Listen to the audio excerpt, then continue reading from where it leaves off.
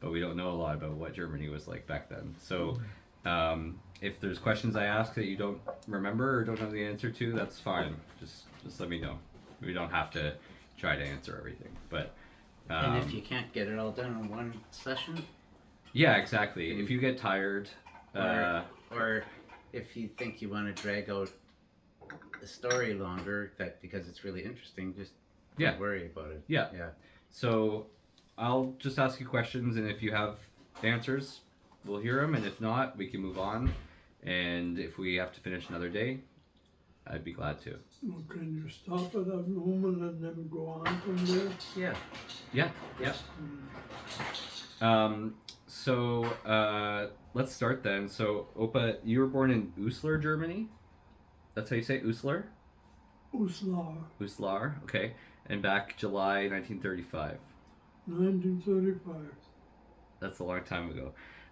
So we're a month away from your 89th birthday. That's quite a ways. So let's start. I have a map here, if it's accurate, about what Germany looked like in 1935. So the red there, Opa, is what Germany was, and then over, I guess, the first 4 years of your life, with Hitler in power, they got a few more places. Austria, so that orange area, Czechoslovakia, the yellow, those became part of Germany. And then as the years continued, they obviously conquered a lot more. But Uslar, it's up towards the north, right? It's almost the middle of Germany, but just a little bit higher. So if we look, do you see like Frankfurt there? I can make it out. I'll even point it to you. Okay. Right. I need my glasses. So this is Frankfurt, they're saying. Yeah. Does that seem about right? It's lower than Frankfurt. Uslar is. Yeah. Yeah, is it, I think maybe, so Uslar's in Hesse? No, No? no. Okay. It's in Niedersachsen, they call it. Okay. Niedersachsen, and it's near Hanover. Oh, I see, yeah, okay. Hanover is a little north. Hanover is just a little bit north from the middle of Germany. Right. And that's where they say they have the purest German there. In Hanover? Yeah. Okay, Hanover, it shows here on the map that it's very high. Yes. It's over Magdeburg and the height of Berlin, just about. Mm-hmm. Over to the west side more. Yep. And we're close to Hanover. And it's the province of Hildesheim, and near the Harz Mountain, Yeah. and so on, in that area. And it's a small city. It almost didn't make it to be a city because of the population. Otherwise it would be a town, or? Yeah, Yeah. it would be like a village or a town. Sure. Yeah.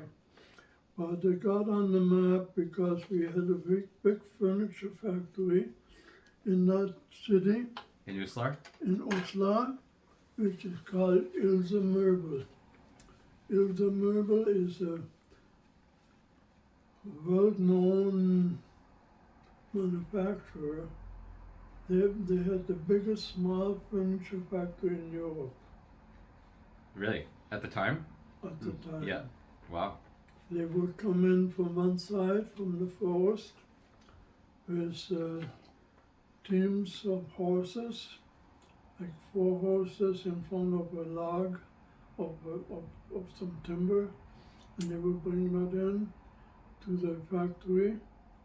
And then on the other side, they would come in with a railroad cars, Mm-hmm. and would load up the finished furniture. That's how big the furniture factory Wow. was. And they made some really high-class, beautiful, polished furniture. Right. So, Even in Kitchener, they sold some of the furniture. oh really? Yes. Wow. It's been around. Wow. So how many people would you say were in Uslar when you were born, approximately? maybe 12, 15, 20,000. Right. And so it climbed a little bit. Sure. Yeah. And like, would you think the majority of people worked at the furniture factory, or? The majority, not only of the city, but they employed a lot of little villages in the surrounding area. Mm-hmm. They did Vicar manufacturing and so forth, seats, if you know what Vicar is. Yeah. And they made the seats like that, and backs for chairs and Mhm. tables and all that kind of stuff. And the people would come from the villages and they pick up an order of so and so many pieces, and so take the material home, and they come back to the factory with the finished product, and so and drop it off, and that be used in the furniture. So there was And- things that could be done at home by the Yeah. people. But yeah, at their homes, Hmm. because the furniture factory wasn't big enough to take care of all of that. Wow. Wow. But they were so anxious to have enough people doing work in the factory. They didn't have signs like when I came to Canada, they had every door. In the factory here, they had no help wanted signs on there. Not there, not in Germany. They wanted help. They wanted help. Yeah. And they did get help. People were, they even built a whole bunch of areas where they made like little homes for people that would work there, Mm. just to get the population, to get the people to come to work in the factory. Wow. It's been a busy place, Hmm. and there were a lot of people were trained professionals in furniture, in cabinet making, and a lot of different other areas of work. They were being trained. And of course, where I was working, it was a different factory altogether. It was a foundry. Right. And it's, they called it Zollinger Hütte. And Zollinger Hütte, the foundry, they made machines and parts of machines that would even be delivered to the States. They had orders from the States. There, like for instance, one of the machines that we did just then was to make bricks Mm-hmm. to build houses with, you know, the Mhm. bricks. Mm-hmm. And the machine factory would go click, click, click, click, click, and then out come the bricks. And that was part of where I worked. Right. And the job that I had, I learned, I became an apprentice when I was 15 years old. And I was finished with my apprenticeship when I was 18. They forgave me 1 year because I was doing well. Yeah. And actually the term was supposed to be 4 years. Right. But they gave me the credentials after 3 years, and then I was a finished licensed wood pattern maker. All right. So I want to ask you a little bit about that, but I want to ask a little bit more about your early life first. So your parents, where were they born? My mother was born in Uslar, Same as you. and her parents, they were all from that area. Mm-hmm. My dad was born in Saarbrücken, southern Germany, or Elsass-Lorraine area. Mm-hmm. Sometimes, and that's a big city, Saarbrücken. That was a city where they had a lot of coal mining and that going on, and so on. They were quite industrious city, and sometimes it would be German, and sometimes it would be French, because it depends on who was in charge and in power at that time. Sure. Were they close to the French They were border? just on the French border. Yeah. So it would have been like near Munich-ish, You know, it's down in there. right? And so I assume your father went north, and that's where he met your mother. He went north when he was around 17, 18 years old. Mm-hmm. He was raised by his aunt Okay. because my father had some Jewish background. Yeah. Which I never knew until he died, and my oldest brother gave me some handwritten documents that would say the birth dates of my parents on my father's side, Mm-hmm. and the marriage certificates and all these different things. And boy, was I ever surprised. My older brother, he opened up to me, and he says that at the time when he was growing up and going to school, Hitler insisted that all of the people, the teachers or the schools, would investigate and have all the school children write an essay about their ancestry so that they could siphon out even more of anybody that had Jewish blood in them. Mm-hmm. And if they would have learned that my father was half a Jew because his mother was a Jewess, which I then found out from my brother, he wouldn't have been alive anymore. Right. Who knows where he would have been. But nobody knew. And my grandfather, on my father's side, he was a big blonde German. And his brothers, he had a couple brothers, they were also big blonde German men. And my father was the only black sheep in the family. He wasn't blonde? He was pitch black hair, he had pitch black hair, almost bluish black. Mm. And he was a lot smaller than the rest of them. Yeah.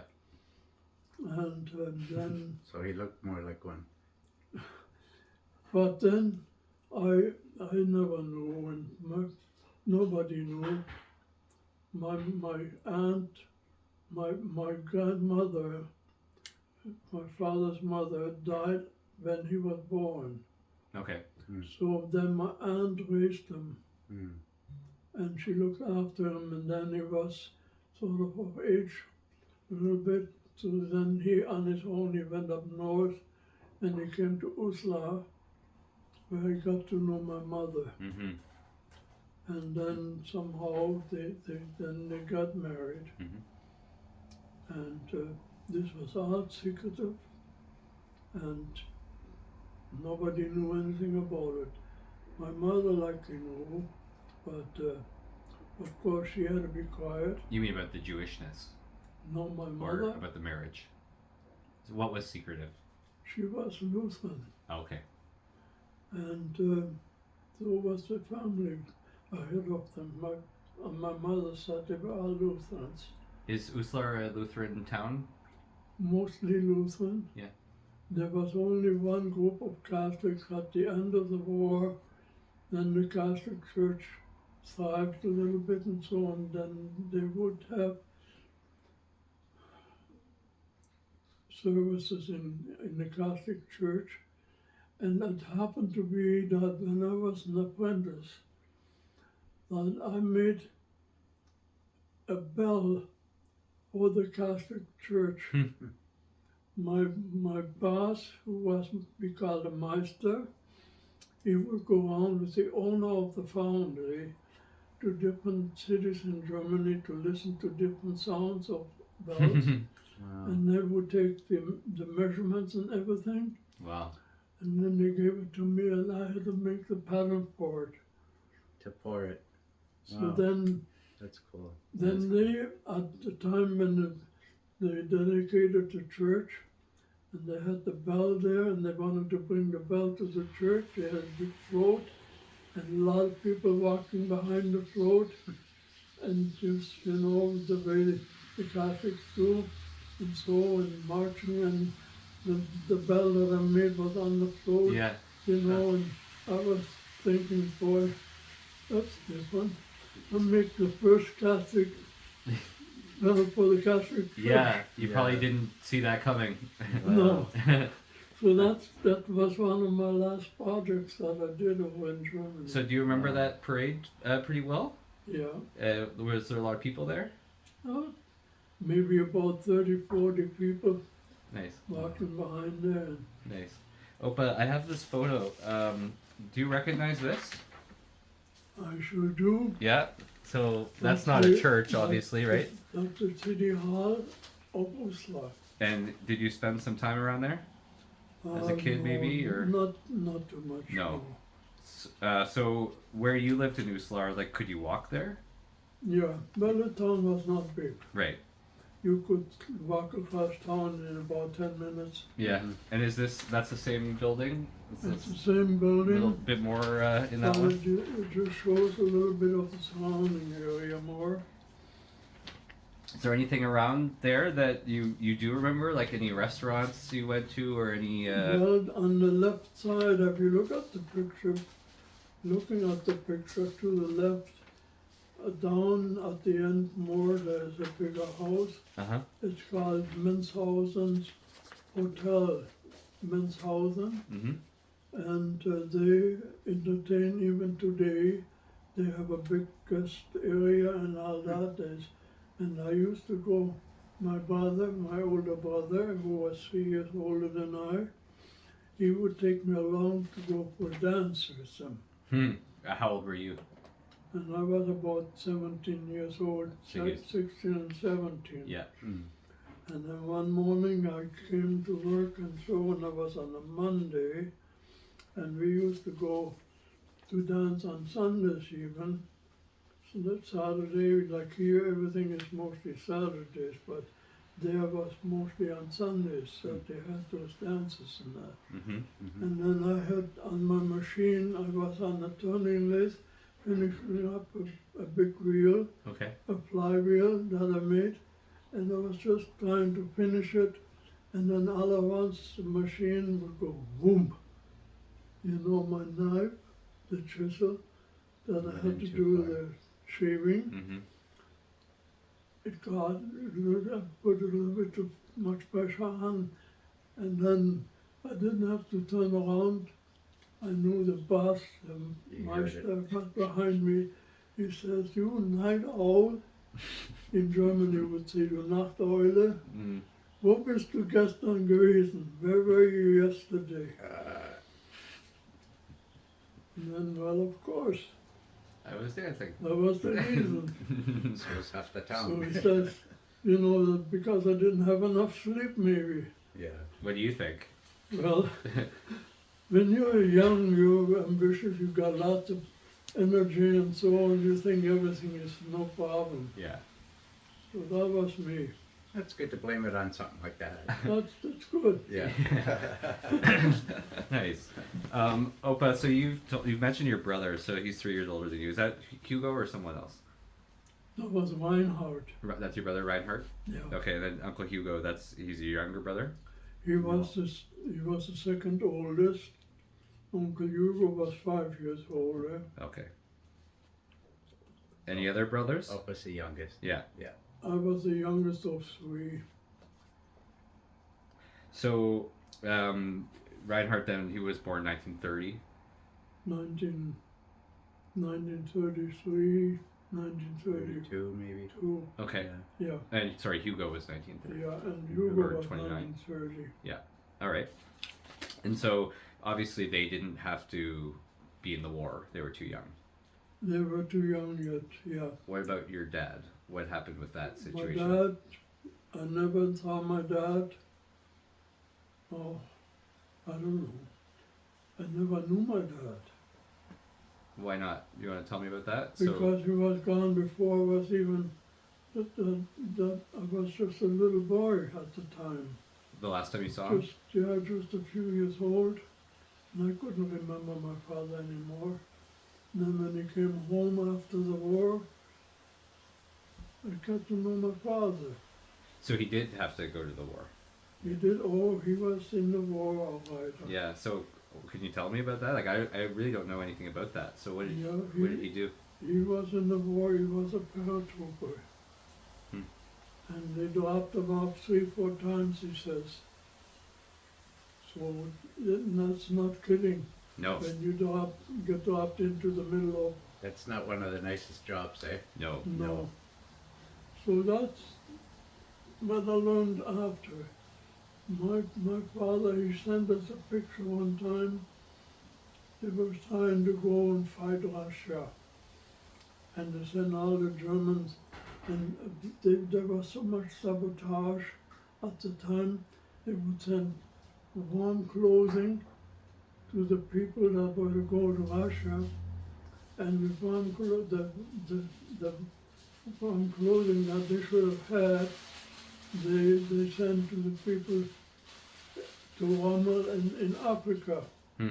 And the people fighting the war in Russia, they had summer clothes and the other ones had winter clothes. Oh, jeez. How they got everything mixed up, and so, Was that sabotage. intentional? Was that intentional? Do you Oh think? yeah, the Americans and the Allies, that's what they did. And Rommel, he was a panzer, like a tank controller, like a general. Mm-hmm. And so, and he was quite successful in what he was doing, supposedly. And of course, when you lose a war, you're obviously dummies and you don't know nothing. Yeah. Then they make stooges out of History is written by the winners. Yeah. you. And then they make a stooge out of you, and then they have Colonel Klink and all this. Yes. Yeah. All Yeah. these people. Yeah. But the Germans had the same thing about the Americans and the English. Yeah. So Yeah. that's just the way it is. For sure. So your father fought in the war as a paratrooper. So you Yeah. didn't see him from 1939 to 1945 at least, for right? sure, yeah. That's right. And then he came home, Then right? he came home, and that was just about the time I was a young boy, was maybe 11, 12 years old. Do you remember the day he came home? No. No. Not that, but you remember seeing him like- for the first time? Yeah, not the dates, but do you remember that memory, like when he Yeah. first came, and Yeah. do you remember how you were feeling, or? Yeah, well, I just was surprised. It's my father, but my mother said, that's your father, and so we come you- home.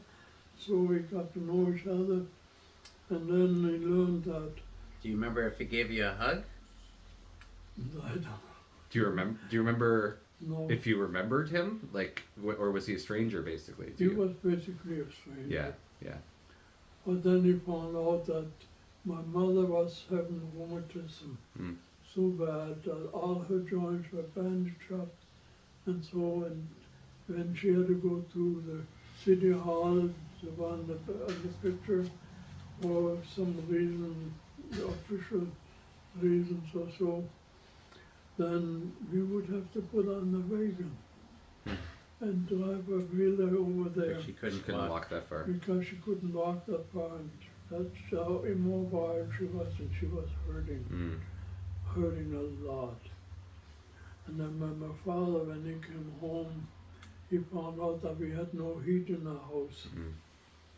And then he went after the landlord. He says, don't you ever turn the heat off on my family again, ever.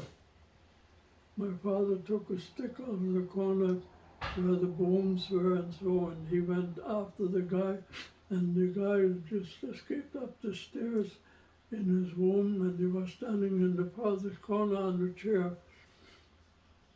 He was scared out of his wits. Yeah. My father would have fixed him. He was ready, and Uncle Reinhard, he was a feisty guy too. He was Mhm. right behind him. Yeah. Because they used to keep the heat down on your family when you were in the Yeah, we had no heat in the house, in our place. And then my mother was hurting and suffering, and they just because the guy wanted to save some energy Right.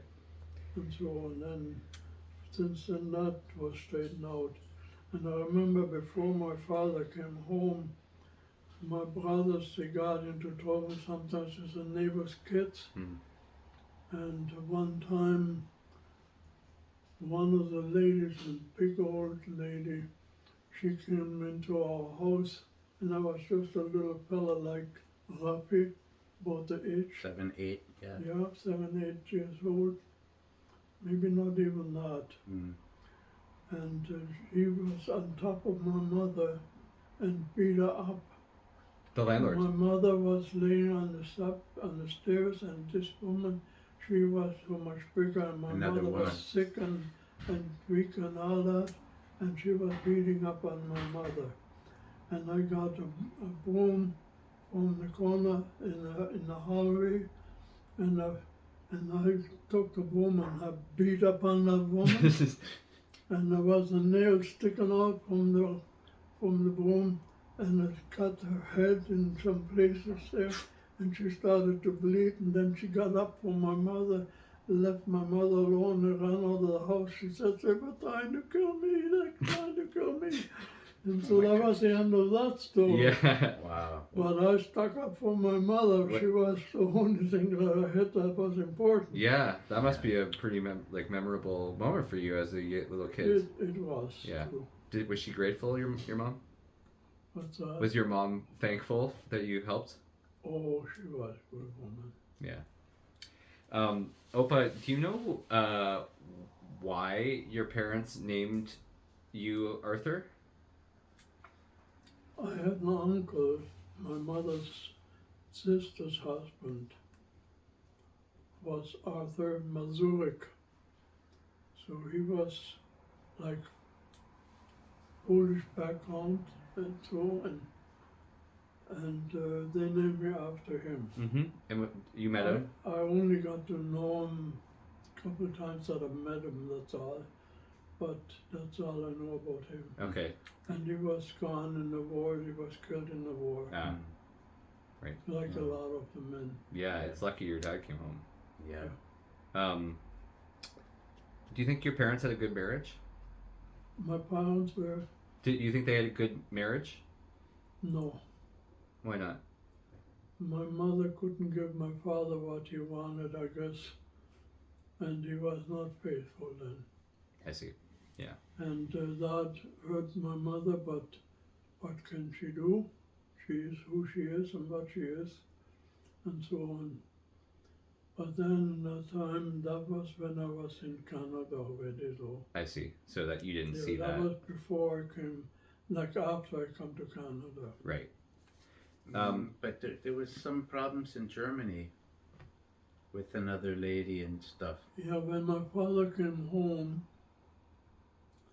he was in charge of an ammunition factory, or dump rather, Mm. where they had a lot of ammunition, and he was in charge of keeping care of us.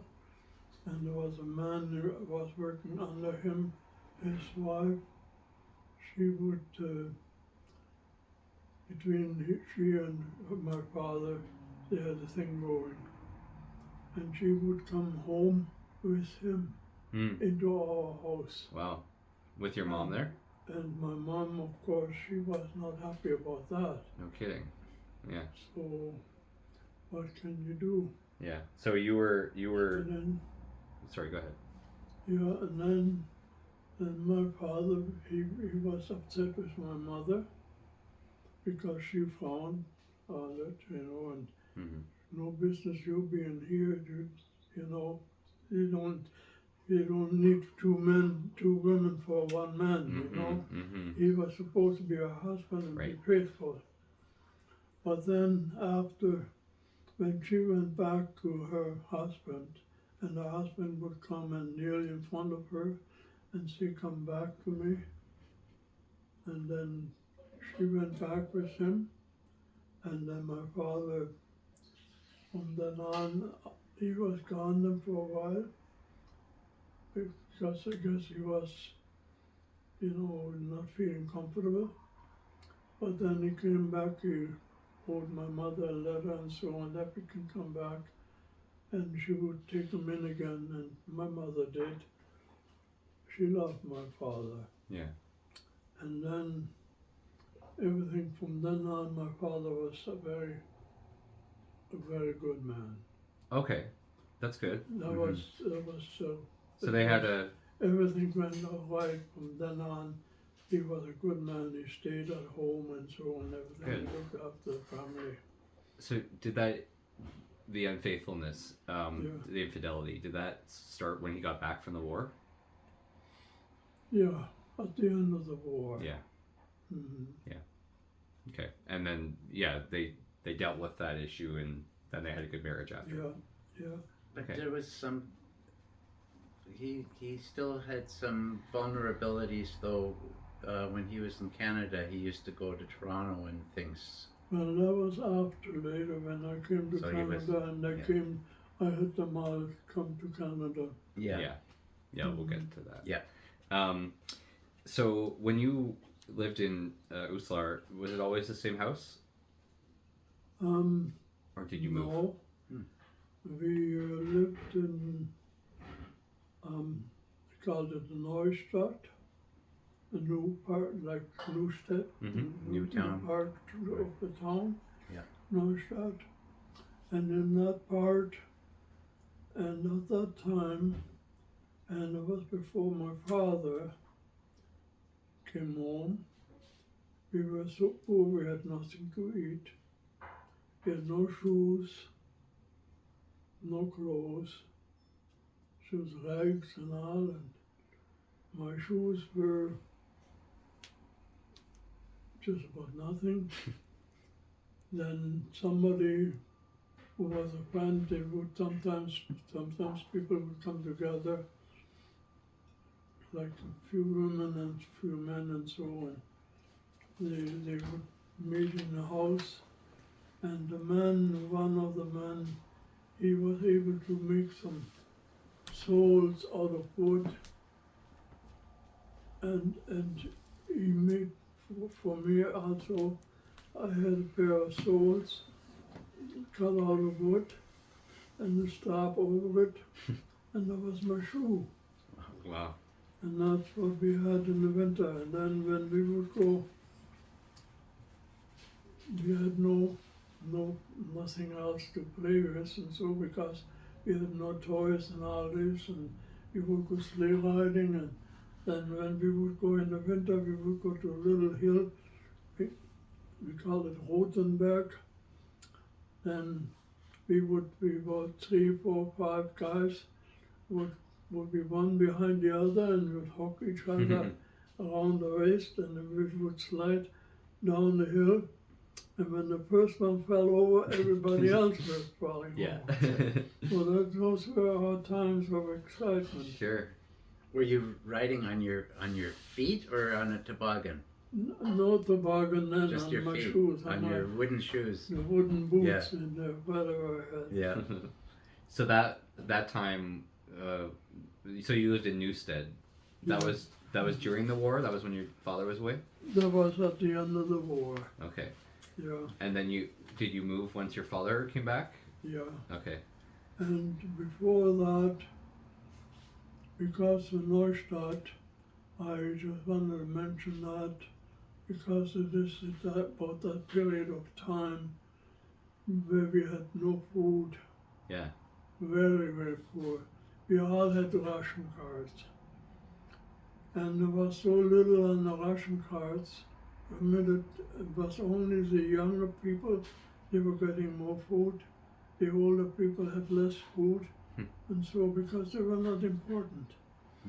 And so, and then what we did at the summer, when the harvest time came, all of the city people would go out on the field after the farmer would harvest the grain, and then the people from the city would come with bags, and they would try to gather some ears Mm-hmm.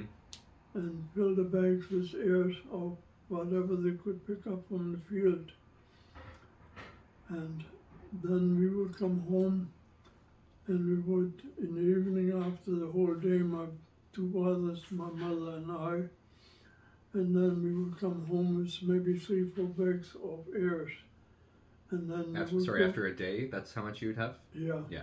And then we would go to the mill, the flour mill, and we would give that to the miller, and he would then write us a note on a piece of paper that we were allowed to buy bread now for so many pounds, say 15.5 pounds. Right. And that was a lot. And that was based on how many bags you came back with? Yeah. Right. And then that's only once a year, because harvest was only once a year. Yeah. Yeah. And then I was a little boy, they called me the cleaner. They moved him again, he always had to go to the bake shop and do the errands and get the bread. So then I would go to the baker and show him the paper, and he would give us a bread now, because now he was able to have the flour to make it. Right. And to sell it. So then at the end of the list, the list went down. Every time I went over there, we got about 2 pounds of bread. And then I came down to just 1.5 pounds at the end. And then his paper was so full he couldn't put nothing on the paper anymore. Take it out and put another number. So then he started a new paper with 1.5 pounds. And I said to my mother, Mom, I'm going to put a 1 in front of it. She says, don't you dare do that, you're going to be in jail. I said, Mother, doesn't matter. You got nothing to eat, what have you got to lose? I'm going to do that. And so when I was just a little guy. Probably 9 or 8, right? Yeah. Yeah. And I did that then. You put the 1? I put the 1 in front of it. And then the baker, just a little older man, he must have been in the 60s. He knew the family. And they were, because it was a smaller city, everybody knew each other. We lived at a park, which was sort of in a triangle. We were living kitty corner from the bake shop. He would give me a long look, and he'd take them, he'd give me the bread, 2 pounds, and they wrote, instead of 1.5, he had 11.5, he wrote 9.5 pounds underneath, and then we had bread for a while again. Wow.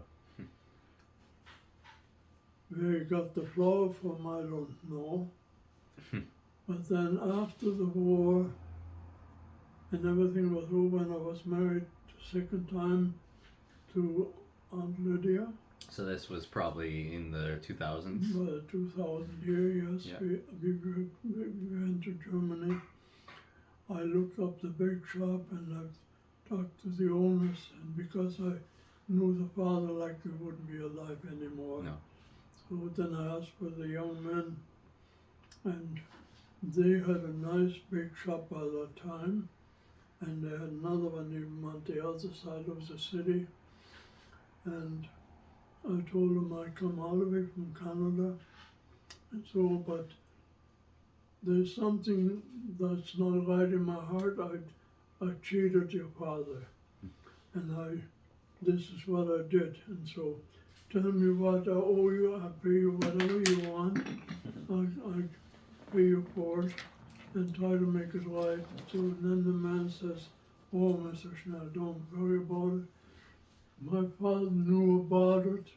He knew he helped a lot of other people too, and he says, don't even think about it, don't worry about it, you owe us nothing." But God blessed them. They had a nice bake shop. They had 2 bake shops then. He and his brother both, one at one and one at the other one at the other side of the city. That's how God rewarded. Yes. The bakers probably got lots of stories to tell too. Yeah, I bet. I'm pretty sure they do. Yeah. Yeah. Who was more strict, your mother or father? Who was what? More strict. More strict. My mother, you could wind around your finger, and She was just nice. Trusting. she was so gentle. Yeah. She did everything she could for her children.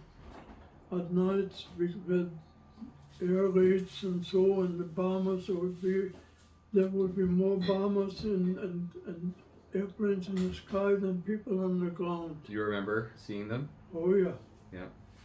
And they would bomb the cities one after the other. In Hanover and Kassel, which is not that far from Germany, from Uslar, the whole city was lit up, and so they put all the Christmas trees down, you know, to brighten it up so that they could see where they put the bombs. And the place was destroyed. And Hanover too, part of Hanover was all level with the ground. It was a terrible sight. People don't have no clue what war is all about. They think, well, war, okay, Putin sends so many soldiers to Ukraine and so, and they get sent by the thousands. They send them, the soldiers over there with the tanks and all that. He doesn't have to go and sit in a tank and fight the war and get hurt. But these poor people, they all lose their lives. Yeah. Both sides of them. And people cannot imagine the tragedy and how bad things are. Yeah. Who gives me the right to kill another man who has a family at home waiting for the father to come home? Who has the right? And it's just one air raid or whatever, so many thousands of people get killed, both sides. When they have a day here, when the Remembrance Day in Canada, they have a Remembrance Day, and they all wear a poppy, and they were celebrating how they conquered Germany. When they were fighting at the end of the war against the Germans, there were only a few old people left and women and children. They were like the elite or the strength of the war of the people, like the young men. They were all in other areas in the countries and so, and fighting the war and being killed. And they, of course, it wasn't that hard to win them over. Yeah, at that point. Yeah. But they make a big fuss of it and all that, and so when they wear poppies, and that's fine. I put on the poppy too. But you know, and I put the poppy on, I look at both sides. Yeah. I wear it for the Germans and for the English, because both of them lost lives. And Yeah. so, No, I don't think war is ever anything to celebrate. Yeah. And the tragedy of it is it's just the elite people making decisions that are forcing the and commoners they're in the to the- top seats, and they never go, they never get involved. They just give command and Yep. tell people where to go and what to do. And Yep. so they send ammunition out and so, and sell it by the tons. You know, so many tanks and so many bullets and everything else, and so, and they make the other countries be in debt and pay so much money that they owe them so much money and so on.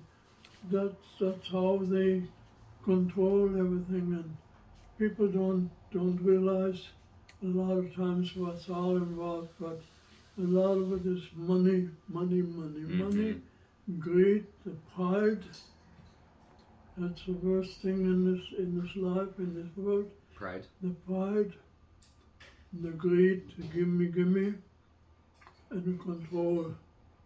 Those are the three most important things.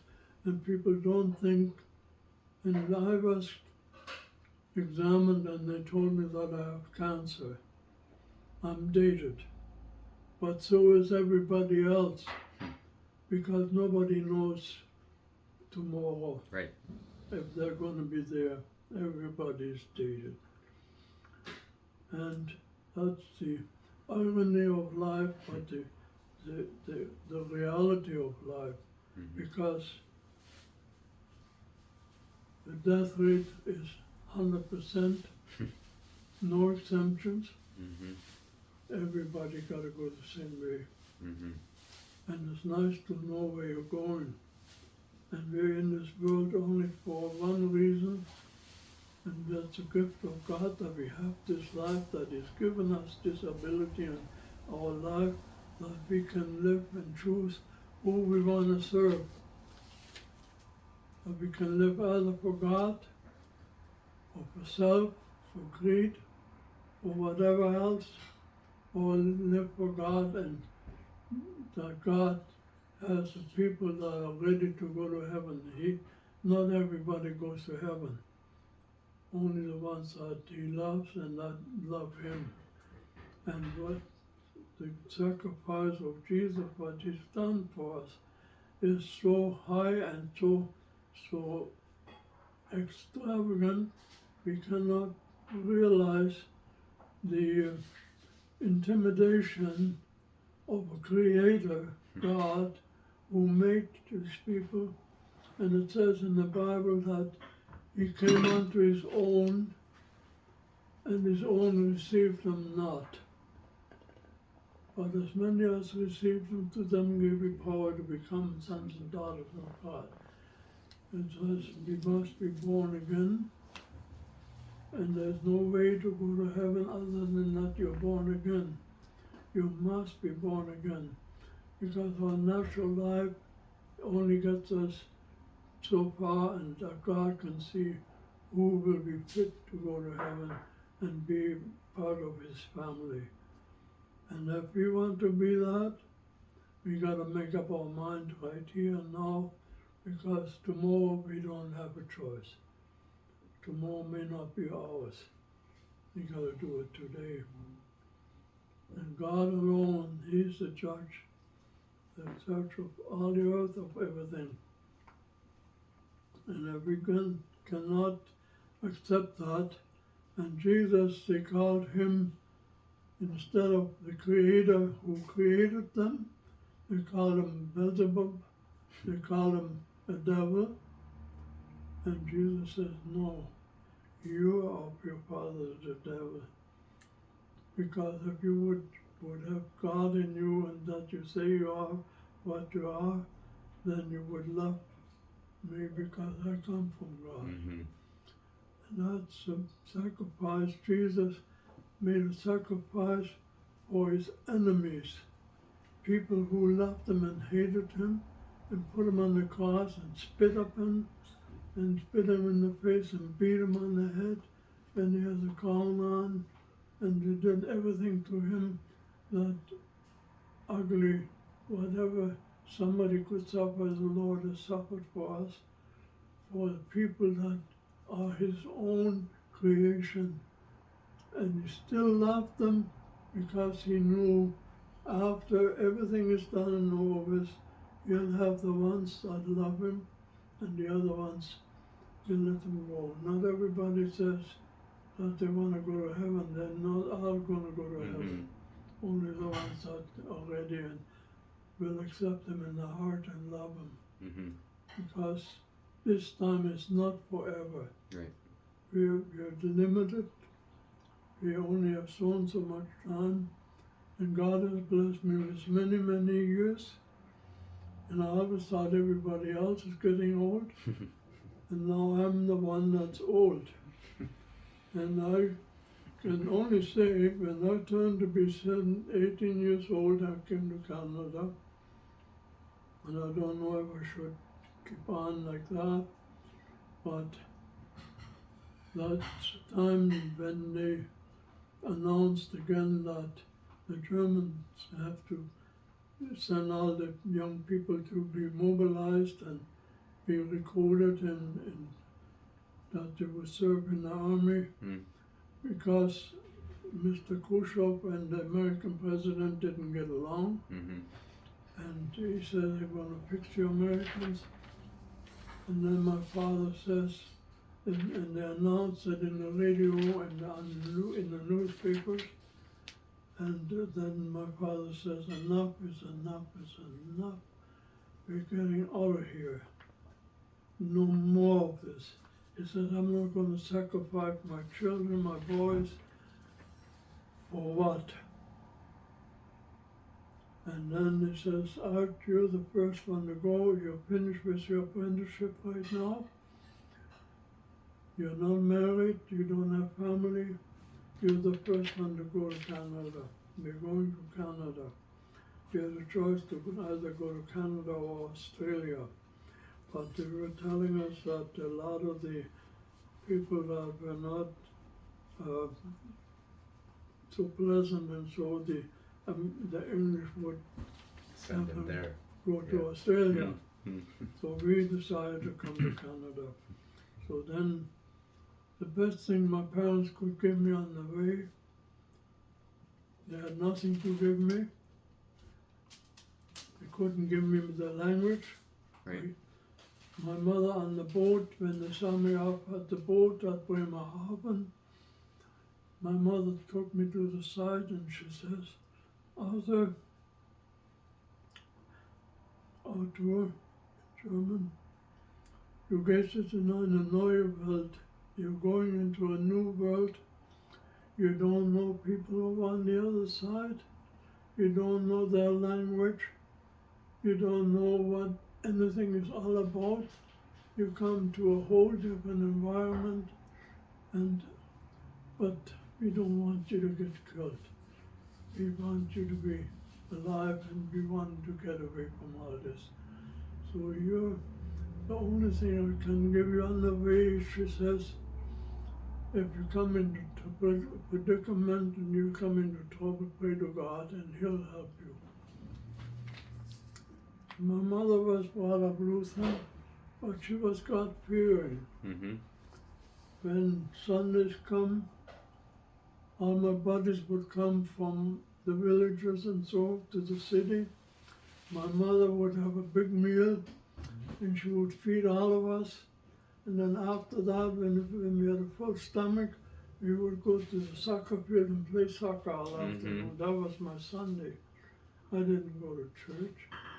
I would go to church maybe once or twice in a year. When you were in Yeah. Germany. Yeah. Yeah. So, but then when I came to Canada, everything was so complicated. Yeah, could I pause you, Opa? I wanted to ask a lot about that, but how are you doing? You good to keep talking for a while?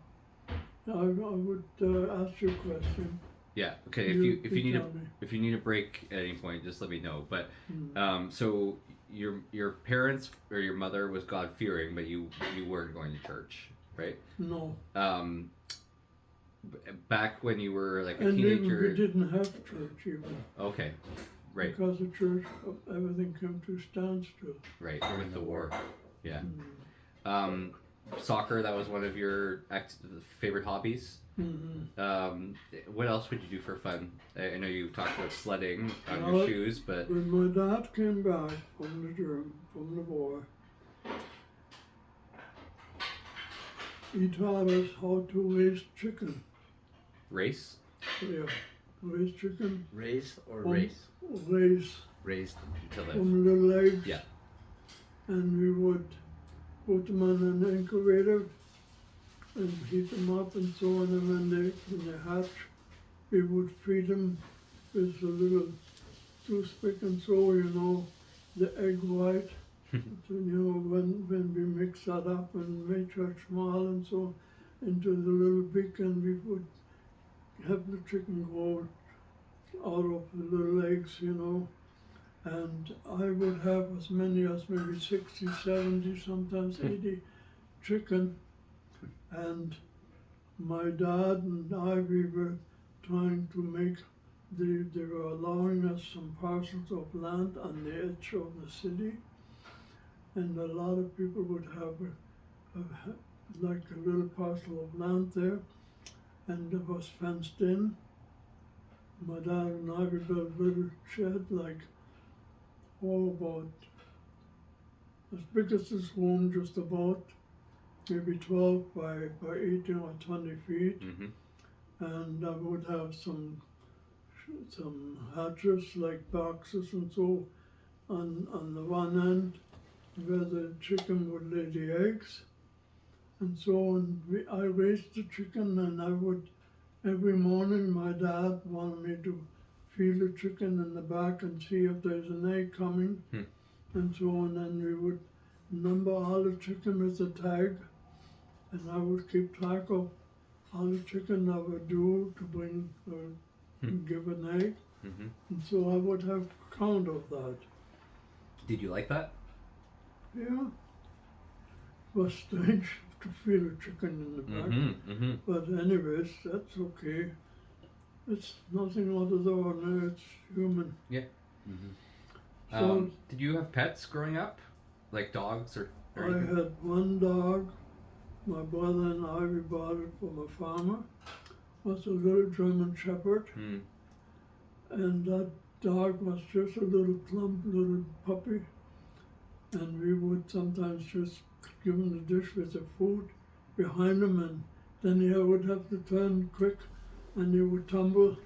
And so we had lots of fun with that. And that dog grew up to be a big dog, strong dog. And so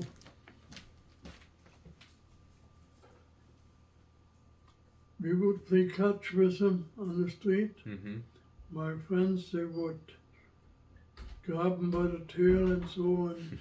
He would never hurt anybody. That's nice. But then my next door neighbor, he was one of the boys who was in the same grade in another class.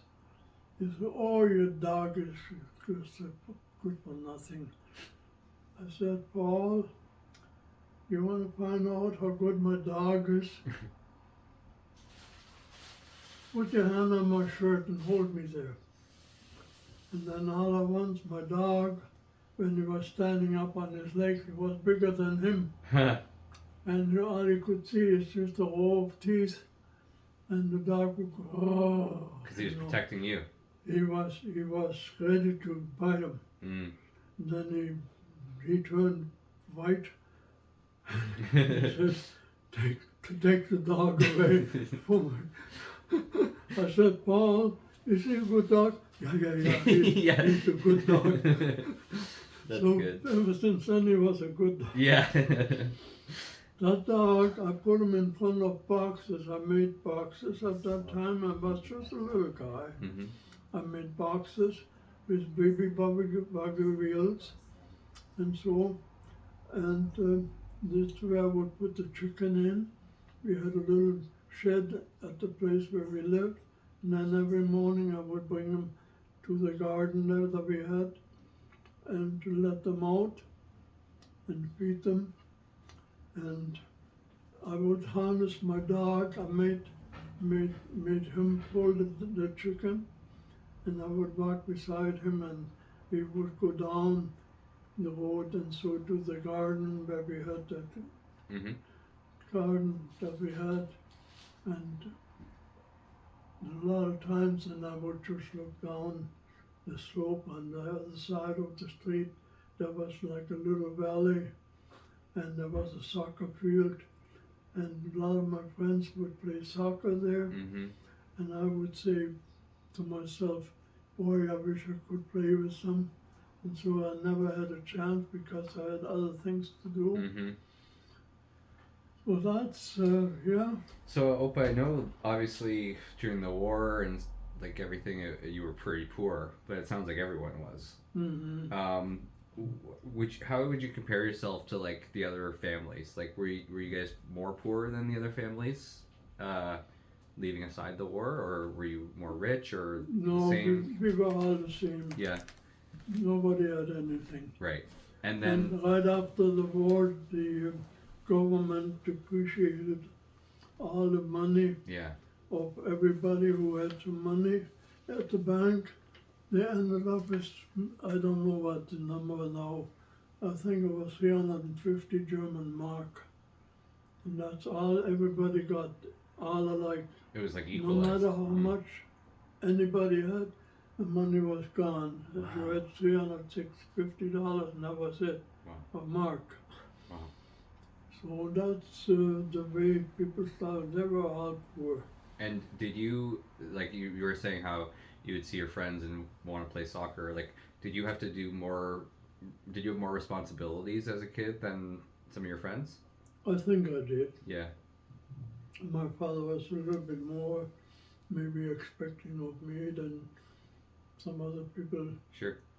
but it was not a bad thing because I had to discipline myself and learn. And I was able to make already those little wagons so for the chicken to go and all that. Yeah. And then I give you a little example of what kind of chicken we had. We had little white chicken, Mm-hmm. we call them leghorn, and they would give us about 5 eggs a week, It's pretty good. which is good. And then we had a few chicken we started. My father wanted to start getting a plumper chicken and a bigger egg. And then he brought in some other chicken. They were called the Wyandottes. Say that again. Wyandottes. Okay. And they're from the States. Like we have those in, I think, in Texas, in Mexico, rather, and so in those areas. And they're a big plump chicken. They have bluish black hair, feathers, and so on, sometimes reddish and so. And they're bigger chicken. And they would only lay 3, maybe 4 eggs a week. But then, after we crossed them, they were laying about 4 and 5 eggs. And they were a big chicken and big eggs. Nice. And next door neighbor who had another yard beside me, he was a painter, painting contractor, and he had little dwarf chicken. And he kept the chicken over there, and he didn't take them home like I did. And then in the morning, a lot of times, there was a chicken missing, and so, and then all the eggs were gone, and so, and he says, "What do you do? Look at your chicken." And sometimes my roosters, they were all bloody, the combs were bloody, and I never lost a chicken. But they were fighting off the weasel and some of these little animals that would steal the eggs, and or even the chicken.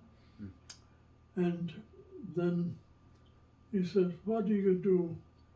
This, I cannot, my chicken, I can't have no success with them." So then he says somebody told him to give his rooster a little bit of whiskey. So then he gave him a bit of whiskey, and the chicken, the rooster was so sharp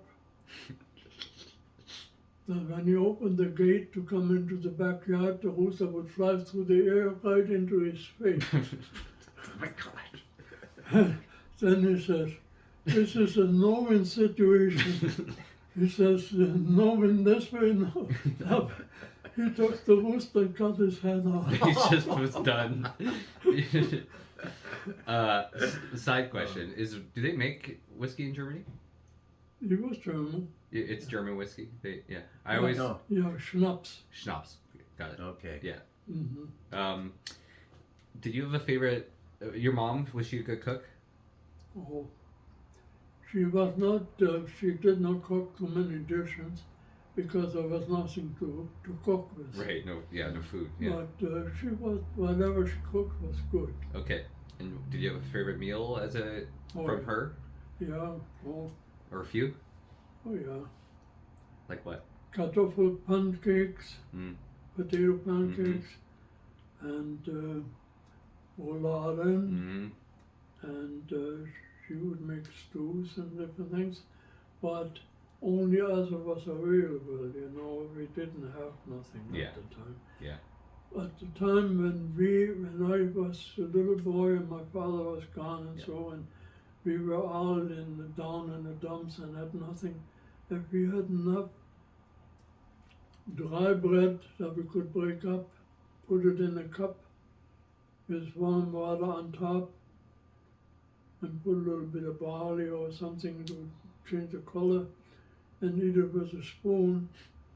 That was our diet. And if we had enough of that, we would be happy, but at least we could fill our stomach. Jeez. But And we you didn't used- have it all the time. Wow. You used to go begging for milk too. Oh yeah. In Yeah. The day. Yeah. They'd go. You want to say about that? Well, there was a lady, there was a dairy store right next, close to us, 2 houses away from us. And I would go as a little boy, like Raffy. Rafi now, Yeah. and I would wash the cans for her to be able to, and if they allowed me that if I can gather some of the milk that's left in the tank, in the cans, that I could gather it and take it home. So then I would turn that lid upside down on one of those pails, and I poured all the milk in there, and then I would bring it home, and so that my mom would have something, Mm-hmm. because she had tuberculosis, Oh, she did. and she was so stopped and so on, Yeah. that she would have a little something that nourishing. Wow. Those were tough days. Yeah, I bet those experiences really. Those were really tough days. Yeah. When we started school again, we had just a few classes and only a few hours in the morning. And our teacher was a lady teacher, my teacher, and we had about 2 hours or 3 in the morning. And then around 11 o'clock or so, when I was off school, I would go to a building behind that city hall. There was a sanatorium where they had a lot of the TB, like tuberculosis patients, Mm-hmm. and my mother was one of them.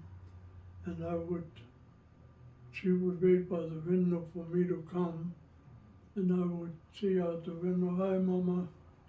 So she So- stayed there. Yeah, she was in the sanatorium then For how long? for several months. And that was during the war. That was just at the time when my dad just came home. Oh, I see. So you stayed with him then. Yeah. Wow. He was working at the Ilse factory as a polisher. He was rubbing furniture and so on. Mm-hmm. And I was going to my mother, and she would tell me how to cook the next meal. Oh. And I would cook the best I knew how I cooked the meal. And then I would, with the bicycle, drop it off to my dad, my older brother Hugo. They worked together at the same factory. Mm-hmm. So that's what I did then. Yeah. Boy, oh boy. Housekeeper. Yeah. So is that what your dad did? He worked at that furniture factory? Or Yeah. you said when he got back from the war he was in Yeah. charge of the foundry that was receiving the ammunition? Or were those different things? It was a ammunition depot. Right. But he was away from all that then. Yeah. But then he worked in the furniture factory then. That's where he worked till he After. retired? Or No. okay. But he worked there well, Until he came to Canada? yeah. Yeah. Mm-hmm. And Hugo worked there, and then when you did your apprenticeship, that's where it was too? Or when you did your 3 years of school, Yeah. right? Was And that at the same place? No, I worked at a different place at the other side of the city. hmm It's a foundry. Yeah. The other was a furniture factory. Okay. So Quite the foundry is where you got your pattern making license? Yes, Right. Mhm. and it was tough too. We had people, young guys, when they come, and they would only hire 1 or 2 pattern maker apprentices. They had to have special report cards to begin with, or else they wouldn't even bother with them. hmm And then I got in there, and then when they had somebody come, they would give them a note. Somebody would write them a note and say, you go to the other department and to those departments and show them the note, because you want to look for the pattern making machine, that they should give you the pattern making machine. That's a whole career. I was at a conference last week, Opa, and there was a speaker who just retired last year, but he was a justice at the Supreme Court in Canada for many years. And he was telling us about when he first became a lawyer, he showed up for his first day and didn't really even know what the job was. And it was at the Crown Attorney's office in Toronto. This was, I guess, in the late 60s. And they took everyone and they said, half of you go that way, half of you go that way. And they said, okay, you guys are going to be civil lawyers and you guys are going to be criminal lawyers. Really? And that was it. They just Wow, decided. that's the way they and then decide. he went from there on to becoming one of the greatest criminal lawyers in the country. But That's the way they decided. Just like that. My goodness. yeah, it's Wow. just how it worked, you know? But Wow. with the young guys like that, you know what they wanted to see is how smart the guys are. Mm-hmm. Yeah. Because that's what they go to learn. Yeah. To become a pattern making machine themselves. Yes. Yeah. They're the ones that got to make the pattern. Yeah. There is no pattern making machine. Yeah. Yeah, you don't push Because a button. you work from blueprints. Yeah. You build a thing, whatever needs to be built. Can I ask a question? Are you able to do maybe another half an hour? Can you? Yeah. Is that how long till dinner? Well, Mom would decide when to put the Brussels sprouts in. Okay. And they take about 35 minutes or so. So That probably works well for is that breaking this in fine? half. Okay. So should we start it now? You could put Brussels it in sprouts? now. Yeah. Okay, yeah.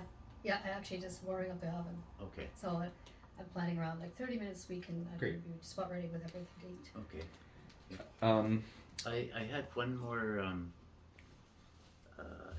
question while we were just on the pattern making.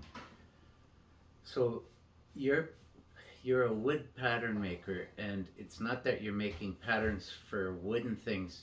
Your patterns are, it sounds like for pouring metal Well, that's what it's in a like. foundry. So All the patterns are made for metal. so you're making them out of wood, but it's for metal, like That's right. for their pores. Yeah. Yeah, for their The forms. patterns are an object that you make up from a blueprint to a specific size, whatever you require to make. You can allow so and so much more material for the machining, for the machinist to Make it machine the furniture, the surfaces and different things. Yeah. And inside the hollow, everything, if you have like a valve, it's all got to be open and so inside, Mm-hmm. and it's got to be all done in parts, because you cannot pour it and then lift it out of the sand, Right. and it can't be done. You You'd wreck destroy your pattern, you eh? destroy whatever you did. Yeah. The pattern it makes an impression in a box of sand. It's green sand, they call it. It's a sticky sand, and they compress it around the pattern, and then they make trenches and so forth, and they call a riser for the excess and the steam to get out, Mm-hmm. and then there's another place where the metal gets poured into, and then it gets distributed into the hollow part. Great. First, what they do is that they make the impression, and they make it in a box of 2 parts, sometimes more than 2 parts. Then take the section off, and so on. Then they take the pattern out, and then they have hollows, like impressions of areas in the sand that are open, like just Nothing's cavities, supposed Yep. to be there. Yep. Yeah. and that's what gets filled with the metal, Mm-hmm. Mm-hmm. and that makes the object. Great. Right. But you have to, as a pattern maker, you have to understand everything, how whatever machinist will do after you do what you do, so that they can machine the part and still come out the same size and everything. They're Right. perfect. That they have enough Wiggle that, room. yeah, that it can still be taken down a bit. Hmm. Yeah. Not only that, every metal that you make, if you have cast iron, it's an iron that can break. If you have steel, it has a lot more different ingredients: calcium, magnesium, silicium, sulfur, and a lot of different ingredients. And it makes a stronger steel so that you can make machine parts out of it. Even tools, for tools, they even have more materials and ingredients in there and specified, and so, and you have to understand every metal is a different melting point. Yep. And hardness. And shrinkage. yeah, and shrinkage.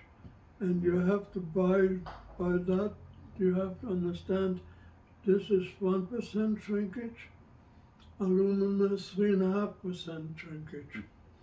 And if you have steel, it's about 2% shrinkage. And so on.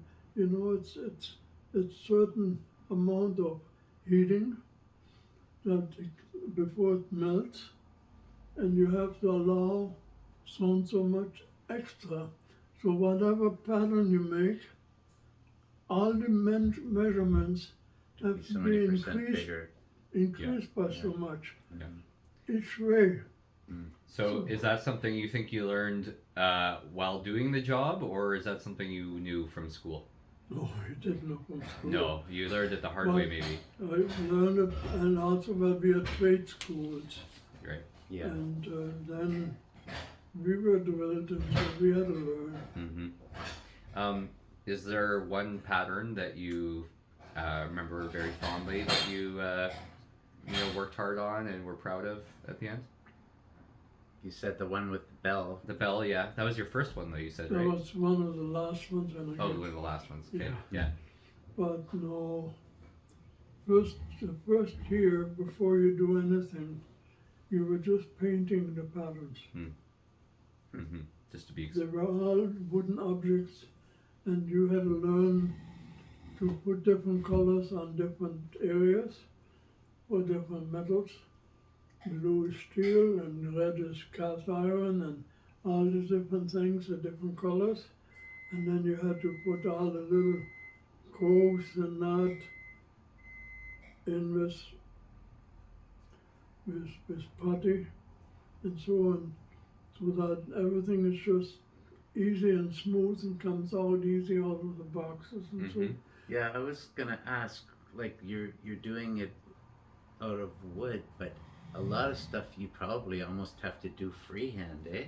And There's a lot of freehand work, but then also every object that you make, you have to make it, what do you call it again? tolerance. In German you say konisch. Yeah. It means it's got to be on sort of an angle, so that they can lift the pattern out without disturbing the sand. You know what I mean? Yeah. Yeah. And so a lot of these things you have to learn how to do all these things. You have to consider so many things. For sure. And I knew what the machinist does. I knew what the other ones do, because that was my job to know. Mm-hmm. That's why it took a longer term than 3 years usually. 4 years is usually common. Mm-hmm. And the examiner, when he came to examine my last piece, he had a drawing, and it had some instructions. So and so many hours you had to have it done, and it had to be measured in the micrometers, they call them, you know, this test us, you know, all different. Micrometer, yeah. And every measurement has to be just perfect all the way through, you know. When you make a valve for the pattern that I made for, like, for my test piece was, it was like a cylinder going into nothing Oh yeah. from such a size, and it's rounded and it shrinks into nothing. Like a cone. Yeah, like a cone. And on the bottom it's flat, and I had a little area of a round piece sitting on top of one end, and there had to be all the valves there. From the inside it had to be like that, and from the outside it had to be like that, on top of something flat. Everything was flat, except the piece that's on top had to be shaped like that. Right. And it all comes out of one piece of wood. Wow. Wow. So you had to Carve it. chisel Yeah. Wow. and measure everything, and it had to be done just perfect. The walls had to be all the way down, the same thickness, and you know. Did you like doing that, or did you find it stressful, or both? I expected it. Yeah. Right. And my friend would bring me a bottle of beer at the time to make me overcome my excitement. Yeah. Oh, so you'd Yeah. relax Calm more. down. Yeah. Yeah. Yeah. Huh. Makes sense. But so yeah, what happened in that final? Then the examiner came from the province. They had an examiner, and he would come to our city, and he would inspect my thing that I did. And he says, Art, I could have given you an excellent, but I'm not allowed to, because you didn't put any finish on it. And he said even just a coat of shellac or sealer or whatever would have been fine. But Anything. because you didn't put that on, I can give you just the next best thing. Number one, but that's it. But not excellent. So he says, when I take that with me, and I'll take it with me, I'm going to put it in my cabinet in my office, and so, and I'll put the finish on to show it off. That's great. Wow. It's gotta feel But- good. Yeah, but I had no instructions to put that on. The finish, yeah. If I would have put it on, I would have done wrong. And I know to put a little bit of lacquer or something on there, or seal, or what's the new with a brush, you know. I've been painting patterns for a year. But they let you paint the patterns for a year so that you see what everybody does and why they do things and so on. Yep. You go from one to the other and you check it and so on. You go by what you were told to do, and you better know. When we clean up in the evening, the place was spotless, swept. We had shavings. We would put water in a pail. There's the shavings, and then spread it on the floor, and then sweep the floor. There was no dust. There was clean New workplace every day. every day. How many apprentices were there when you were learning? We were three in the same year. Become friends with them? Yeah. Competition. Yeah. Yeah. Everybody wanted to be everybody's friend to get the better jobs. Yeah. I want to ask about your trip to Germany, or from Germany to Canada. But I guess sort of the last thing I want to know about your childhood, like, did you have any really good friends that were memorable to you as a child? Oh yeah. Like who? Well, there was a guy by the name of, boy, that's going back now.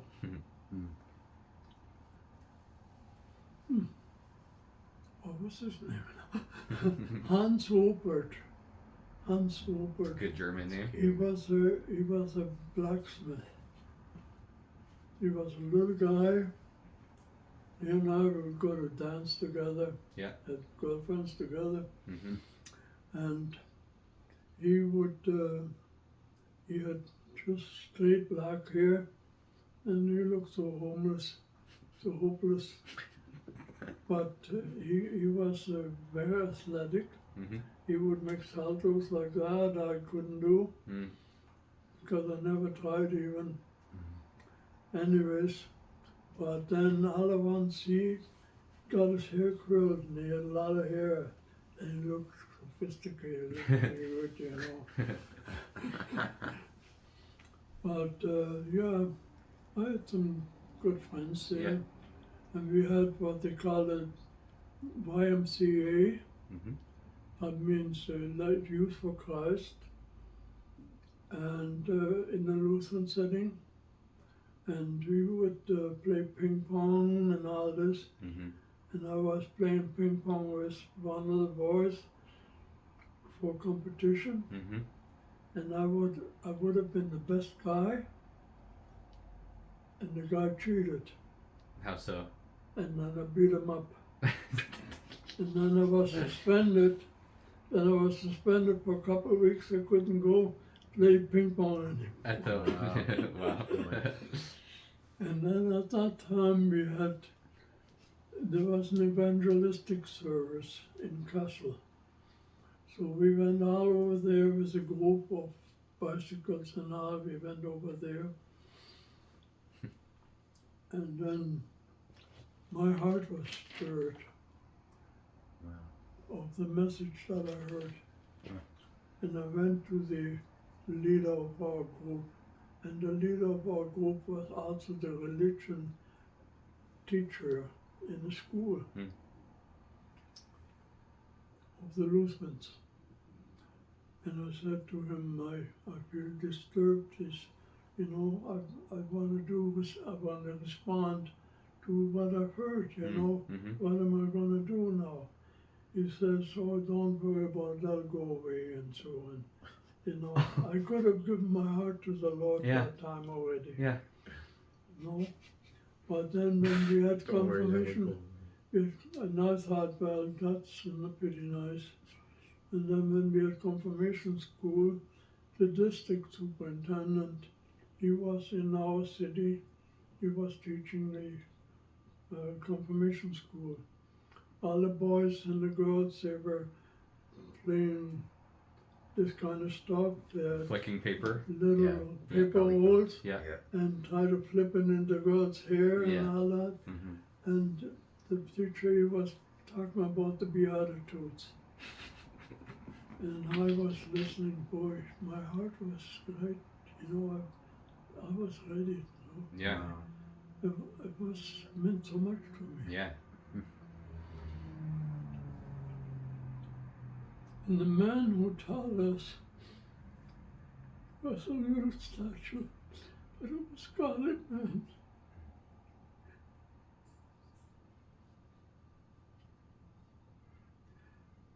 He would meet us on the bicycle, sometimes on the road. He would take his hat, he had shit on the hat, he'd take it off. Good morning, Arthur. Just nice. When I was enrolled into the confirmation school, my dad and I, we went to the office there. When I came out from the office, I got a real lecture from my father because I had my hands in the pocket. Oh. Hmm. He says, when you stand in front of people like that, take your hands out of the pocket. Today, nothing matters. Don't you ever think anything bad about anybody? Don't criticize. Don't, you know, don't judge anybody. And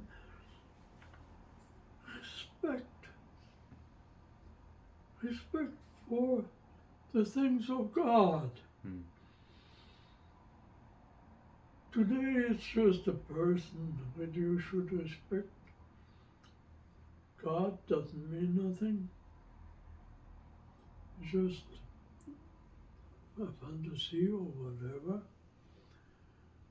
Only there'll be a day when the day of reckoning comes and we stand before the one who created us. Our eyes will be open and not everybody says, let me in, we'll go in to heaven. Not everybody goes in there. God is a holy God and He watches everything's going on. He's not a puppy. When He's the creator of the universe, you try to find out, you can hear me, but you cannot see what I'm saying. But in your mind's eye, you already can conceive and understand what I'm talking about. That's something special. Nobody can copy that. They can capture it and learn from it, but nobody can initialize that, like your movements of your hands and everything. Nobody ever made a hand yet that is perfect. Nobody can make an eye that's perfect. None. None of these things. All the organs that you have, everything, one thing serves the other. Nobody can reproduce it to a way that it can help your body and make you all better again. Like if they say that I have cancer, what they're going to do about it? They say they can't control it, they can't do nothing for me because it's gone up into my chest already, into my back. Right. They haven't figured out the solution for that one yet. No. But why does my eye close right away if there's a spot of dirt coming? What? You close your eye in time and all this. It's brilliant. It's so perfect, so everything's so perfect. You can smell what you eat before you eat it. You have a teeth, you can chew your food. Yeah. You have ears, you can hear. All your five senses, your sense of touch. Nobody can reproduce these things. They talk about the God who is a fantasy or whatever. Just you wait. When their time is up, whoever is the one that criticizes God or wants to do away with God, they're going to learn. Because God is God and there's nobody.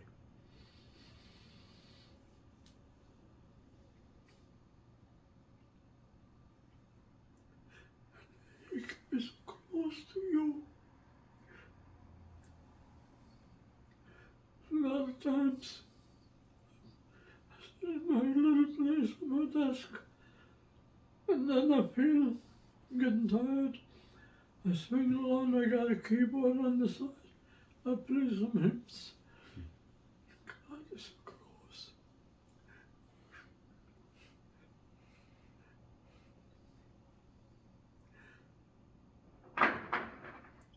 There were times I were down in the dumps.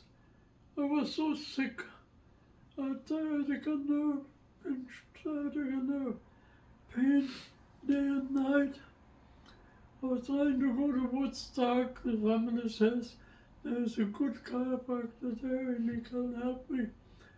I said to my wife, to Emily, to Oma, Emily, can you go with me? She says, you've been all over. I'm not going to go with you there. I drove on one side of my bus all the way to Woodstock and back and so on. It didn't help me, but I was hurting. And I was working in the basement and trying to look after that we had some income to pay for rent and all. I rebuilt the whole house that I lived in, the farmhouse, tried to make it something again. When I worked at Preston Building Supplies, I reproduced, like I produced some cupboards prefabricated everything, even the doors and so on, with all the trimmings and so on, made everything ready. And I took it home on Friday afternoon. And then I said to Mom, I said, Mom, today you're going to have a kitchen. You're not going to build a kitchen. By the time the day was up, we had walls, covered on the walls, a sink and everything, you know. Kitchen was in. Mm-hmm. The floors were all sagged. The stairs were collapsed. There The was a railing was hanging down. Do you remember this, Dad? Oh yeah, the roof was. I put pads in the basement, put the teleposts on, and then jacked it on every day a little bit because you cannot do too much or else you're gonna get You gotta more let it cracks sit. in the walls. Yeah. Mm-hmm. So then when the floor was level, then I put the stairs back together again, put the railing back together again, and so on. Then I worked a lot of days. That's late, after work. late in the Doing all night. that. Yeah. Lot of long days. Yeah. And then I come from work and I drive into the sun for over half an hour to come home. In the morning I would drive into the sun because the sun was on the other side and the night was on this side. And I drive into the sun and my eyes were going shut. It's just making you tired. And I would just, a lot of times I would catch myself being off the road, Mm-hmm. almost in a ditch. Mm-hmm. But that's what you do. Yeah. If you're a husband, and if you're a good husband, you stick to your family. Yeah, well, but I think you've lived that very well. I think you've always been a very strong husband, strong father, strong worker. You've never taken the easy way out. But you know what? God makes a difference. Yeah. When you're a Christian, and I don't mean Christian In by name name, only. Yeah. I mean Christian in your heart, Mhm. and you've been born again. The Bible says that you must be born again. Otherwise you will not conceive and understand the things of God. It says earthly minded and heavenly minded, like spiritual minded or earthly minded. Because the natural man does not understand the things of God. Because he cannot discern it. But when you're born again, you become a new person. And when you're a new person and you've got God's Spirit in you, then you want to live for Him. And there's nothing more satisfying than living for the Lord. There's nothing I'll compare, no matter what the day brings, and if it's good or bad or whatever. If you live unto the Lord, you live a life without regret. And no matter what the future holds, no matter how old you get to be, nothing will condemn you. Mm. Mm. And that's so important. Nobody can point a finger at you and say, this is what you did to them. You don't. That's why I said to your dad when he was taking over the shop, I said to him, David, don't forget where you come from. Treat your people right. Pay them honest wages. Some people don't are worth very much. Some people are better. You pay them for what they're worth and pay them. Mm-hmm. A lot of people send money all over the world and they say they're doing God a service and all that. Sure, they would if the money gets there. But a lot of times if you get the Clinton style, you go and, you know, they keep the money. Mm-hmm. They say they have an organization to help people and Yeah. they in turn take the money themselves. Yeah. And so on. That's, you know, I'd rather pay my employees Yeah. and treat them right. And then they're good people, they work for me, they're loyal, and they're happy to be employed by and deal with them right. Don't treat them like just a subject, Yeah. you know. I really appreciate that attitude. Hope. I agree. I mean, I think obviously there's people all over the world that need help, but where we can actually ensure we're helping and bring hope into people's lives is in front of us locally. Yeah. That's Well, right. the right next thing is the first thing I would think address. And then if you have extra money Mm-hmm. and you want to be generous, then that You can go from you there. can do Yeah. the other. Mhm. How long till dinner, Mom? 10 minutes. Perfect. Let's talk about your trip to Canada, and then we can call it there. So you were saying that you had a discussion with your parents, and it was about choosing between Australia and Canada. Was that a choice you were involved in, or was that just your parents' choice? Well, we all got together and so on. We reasoned that that would be the best way. Your brothers were there too, Mm-hmm. and you were all living together still, or were they out of the house? We were all living together. Yeah. Mm-hmm. And so it was decided you would go first. Mm-hmm. Now, I think you said part of it was because Mr. Khrushchev and I suppose the German Chancellor were in disagreement. So there was some suggestion. No, There it was. had nothing to do with the German Chancellor. Okay. It was the American president. Oh, yeah, I see. Yeah. Okay. And then So they Truman. wanted the Germans to put up the young men and adopt them Right. to serve in the army. Because at that time, Germany had been siphoned out into quadrants, right? Oh, yeah. And so it was the Americans and the Russians and the French and another country that sort of had control over Germany at that point. No, not exactly. No? But no, the Germans have became an ally.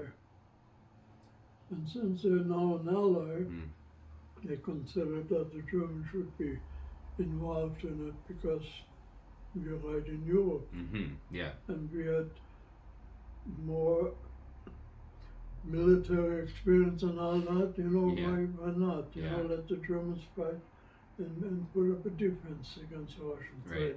I understand. So your dad was basically like, enough's enough, and they're not getting Arthur too. So he wanted to send you out.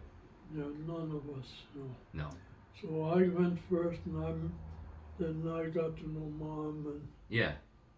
So- Mama. Yeah. So where did the boat leave from? Was it like up at the North Sea there, like on the, like if we look at that map, do you remember, like Yeah, it's sort of just up from here kind of area? where did I what? Where did the boat depart from? Bremerhaven. And where's that? Just And up north? that's at the North Sea. Yep. And So yeah, go ahead. then yeah, and it was close to Holland as well. Yeah. And then we all went on a boat there, and my dad had connection with a man who's been in Canada a few times already, Mm-hmm. and he was in Germany just going back. Okay. And he said to keep an eye on this young guy, So then we went over on the boat. We stopped in Rotterdam, In Holland, yeah. in Holland, which is the second biggest city there. Mm-hmm. And then there was Queen Wilhelmina's, So, say that again. Queen Wilhelmina's Yeah. Okay. birthday, Mm-hmm. the Queen of Holland. Mm-hmm. And then all the Dutch people came aboard, and maybe at least 2,000 people. And then they were celebrating the birthday and dancing and so on, having a big loodreer. They all had the wooden klumpen Yeah. and big mouth and everything else. Yeah. And so on.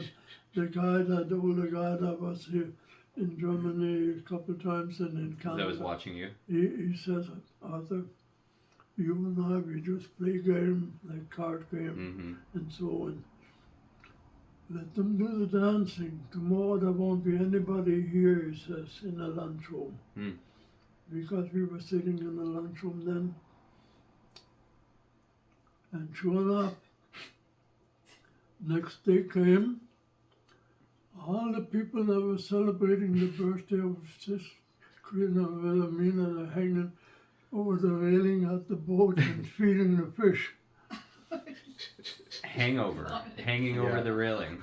That's right. And feeding the fish. They That's had awesome. an overhang Yeah, Yeah. yeah, hanging over. yeah. I like that. Maybe that's where it comes from. Yeah. That's awesome. So this, do you remember the day that you left on the boat? Like your family, did they drive there in a It car? was in April.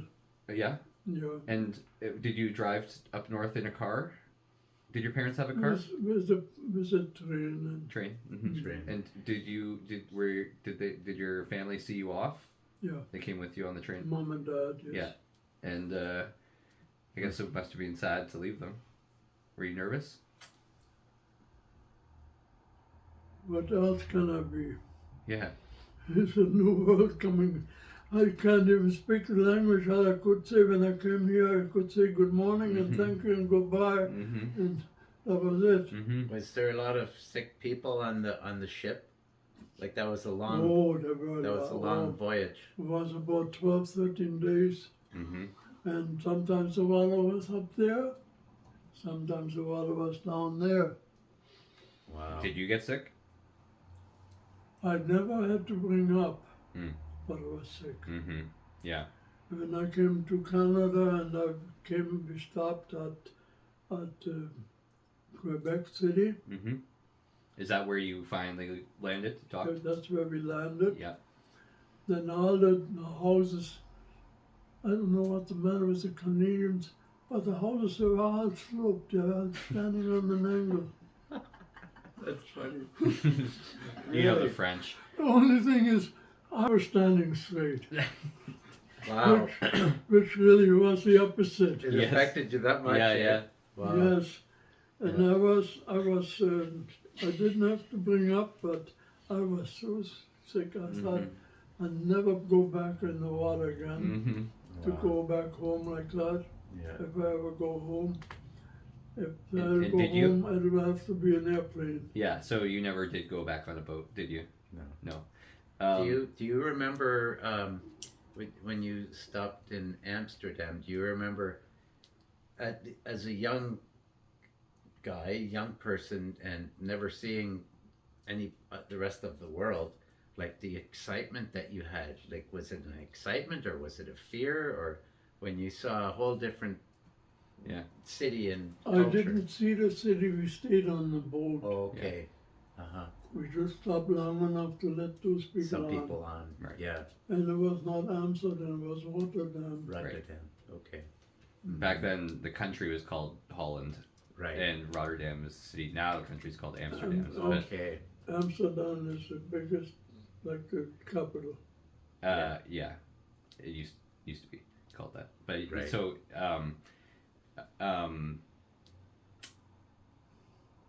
Do you remember what when was your room like? Was it a private room? Was it dorms? Well, we just had little cots and Yeah. More than one person in a room? a couple of people. Mm-hmm. Mm-hmm. And during the day, like 12 days, right? You just played cards? Like, did you have to do any work? You do whatever you feel you want to do. Yeah. And there wasn't a whole lot of things that you feel like doing. No. No. So, but you didn't have to work on the boat or anything? No. No. That's good. But the boat stank of something fierce because we refurbished it. Okay. It was already condemned as being not waterworthy, Wow. and they put a lot of tar on it to give it another ride or two Wow. to use the money, because it's been paid for. You might as well get Mhm. all of it what you can. Boy, Mhm. boy. And so on, the place, the boat stank something else from tar. Huh. We were glad to get rid of that. But that's the way you do what you need to do. So when you were pulling into Quebec City, or when you were approaching it, Mhm. did you see the shore before you actually landed? Yeah, we saw the big river, And so what the St. Lawrence St. River Lawrence. Yeah. Yep. joining into the ocean. And do you remember how you were feeling? Like the first time you saw Canada? I don't know. Get me off this thing. It's just everything so new. Just Yeah. So you landed in Quebec City, and then we went into a train, mhm, and we came to Toronto. From Toronto to Kitchener, and the trains they just had wooden benches, mhm. and was that ever rough? Yeah. Boy, Yeah. boy. Yeah. Boom, boom, boom, boom, boom, Yeah, boom, yeah. boom, boom, boom, boom, It's boom, like being in a speedboat. oh, high and speeds. day and night, Yeah, and I boom, bet. boom, boom, boom, boom, boom, boom, boom, boom, boom. And so Wow. then finally we came to Kitchener. We ended up at Queen Teeth stop Street chattering. at the PC or the Pacific Railway. Railway. Yeah. Uh-huh. Uncle Hugo later on he became the accountant For Pacific. for them. Yeah. And he was in charge of from the west to the east Wow. of the whole area. He looked Wow. after the connection and a lot of this money things and so. Mhm. Mhm. Uncle Hugo was a very smart man. And he did numbers, he did 2, 3 numbers at a time and he added them up. Hmm. He didn't go like me. Did you have to stay in Quebec for any period of time before you could take the train to Toronto? A certain amount of hours. Just hours. Mhm. Yeah. What? Your papers were all good when you got there. Like you didn't need you had a passport or. Yeah, I had a passport and everything. Yeah. Everything was done the right way. What made you go to Kitchener? What did you hear about Kitchener? We learned in Germany that there are a lot of German people in Kitchener. Really? And I thought we thought it was a good place for me to get started. Mhm. So news already. That's Kitchener interesting. already had a reputation in Germany already at that time. Yeah. Huh. Wow. Yeah. But was that ever different? I couldn't find a job. Took me a month before I found a job on the farm.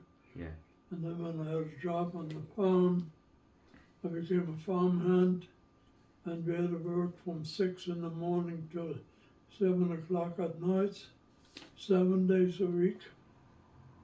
The only time that we got off is on Sunday afternoon. We got 2 hours off. That was it. And we worked for $50 a month. 45 first, and then it became 50. Hmm. Big money. Yeah. Yeah. And then my shoes were gone right away. They gave me them pair of rubber boots, and they went up to my knees, and then I had to pull them down so that they wouldn't be so high and clumsy, and so to work on the fields and that. Huh. And I stand out by myself and holding potatoes and different things, and in the summer sun. And then the farm girl, she would, maybe around 3 o'clock or so, she would come with a bicycle and bring me a little bit of Kool-Aid. And that was it. And then later on at night, then I had to milk the cows again and wash the cans. And by the time I got out of the place and into my place, it was about 7 o'clock usually. Wow. One time we had a thunderstorm, and that hit the place so hard. And the place where I worked, they call it the can room, which was part of the barn. And the whole place was lit up with fire, Lightning. with Lightning. lightning. Mhm. Yeah. And they thought for sure I was killed. Did you feel it? No. You just from the visuals. Yeah. Yeah. Boy. Wow. When I worked at this, Me. with you even, Cambridge. on Bishop Street, Yeah. we had a lightning. I was going could down see it. Franklin and coming onto Bishop Street and going down Bishop Just Street. right down And there was such a lightning. building. going on, electric was going, and it was going down on the buildings. Boy, oh boy, I thought, man. And then when I came, the power was off, and then it hit the building. The main power was off, the biggest fuses were gone. And then the landlord, he put the fuses in, and then we worked on the machines, and I worked on the table saw. And all at once there was another lightning striking the power line and was coming down. I could see the spark going all the way down the wall where the wire was The going. stack that was just sticking up above the roof. You could see it going right down the thing. Yeah, and it never hit me in the machine. Lucky. Or blessed. Yeah. I should have been dead. Yeah. Yeah. Dead like a mouse, and then the light was off again.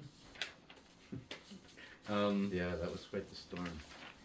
Maybe just a couple more quick questions, Opa. Just back about your childhood a little bit more before we close the page on that. One of the stories I used to like in school, that was when the war was happening, we learned that at Christmas, the Germans and the Allies actually, this was World War One, I think, but they stopped, they had a ceasefire for Christmas and they celebrated together. Mm-hmm. So Christmas is obviously, Respected. respected Yeah, holiday, and I'm sure it was in Germany. Recognized yellow and white. And Yeah. So what did you guys do for Christmas at your house? I remember as being a little boy, going at Christmas time. Well, it wasn't that little anymore. It was early teens, I guess, maybe 12 or so years old. Going to church at Christmas time, and there was like an alleyway with trees and a nice walkway to the church. And on both sides the door was open and lit up everything. On both sides there were people playing instruments. And we were going to church there. It was such a, what do you call it, overwhelming feeling. Uplifting. And that was Christmas. Mhm. When I became a Christian, a mother, an accomplished Lutheran, after I had gone to my confirmation school, I had to learn a few verses from the Bible and rehearse them, and there were people sitting around there and some of the elders, and they were listening. Oh yeah, he can say it. Oh, you got stuck there and all that. Oh yeah, okay. So and then or hymn book, he got there were 2 or 3 hymns. So I did that, and then I was celebrated as an accomplished Lutheran, and now I'm a Christian. Yes. Just like that. Wow. Yep. You've always been musical as long as I've known you.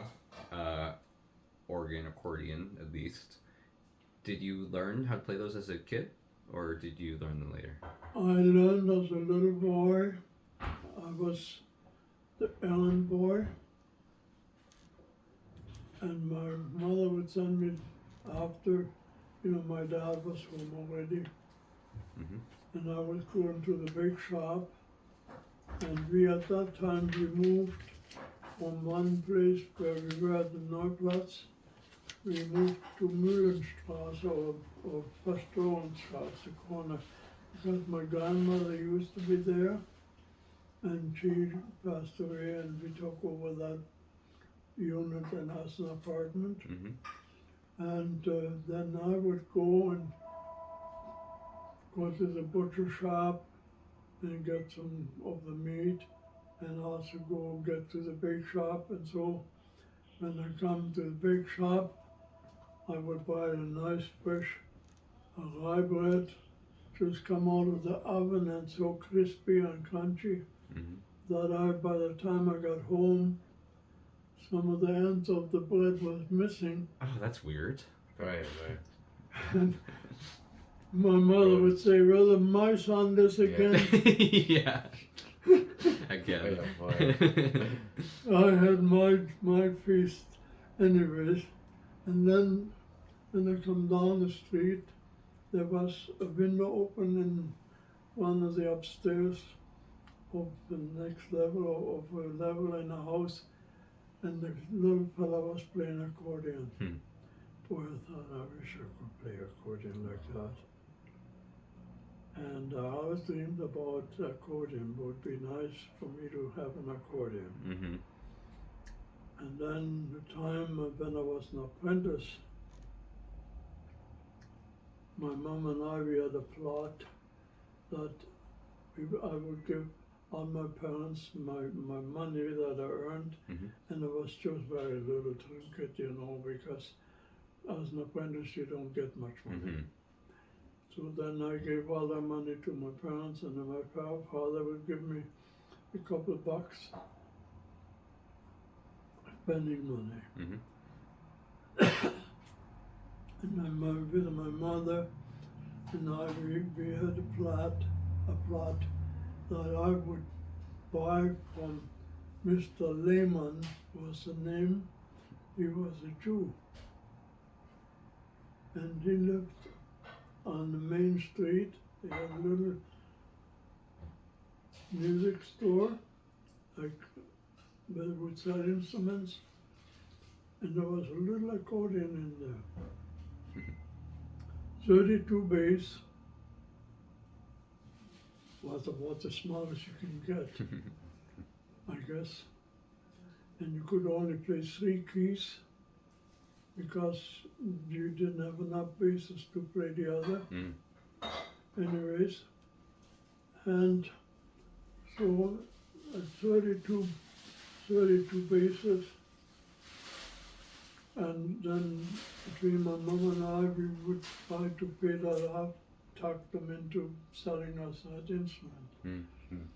And then she would chisel on the food. My father would give us so much food money to buy the groceries, and she would chintz on it and so on.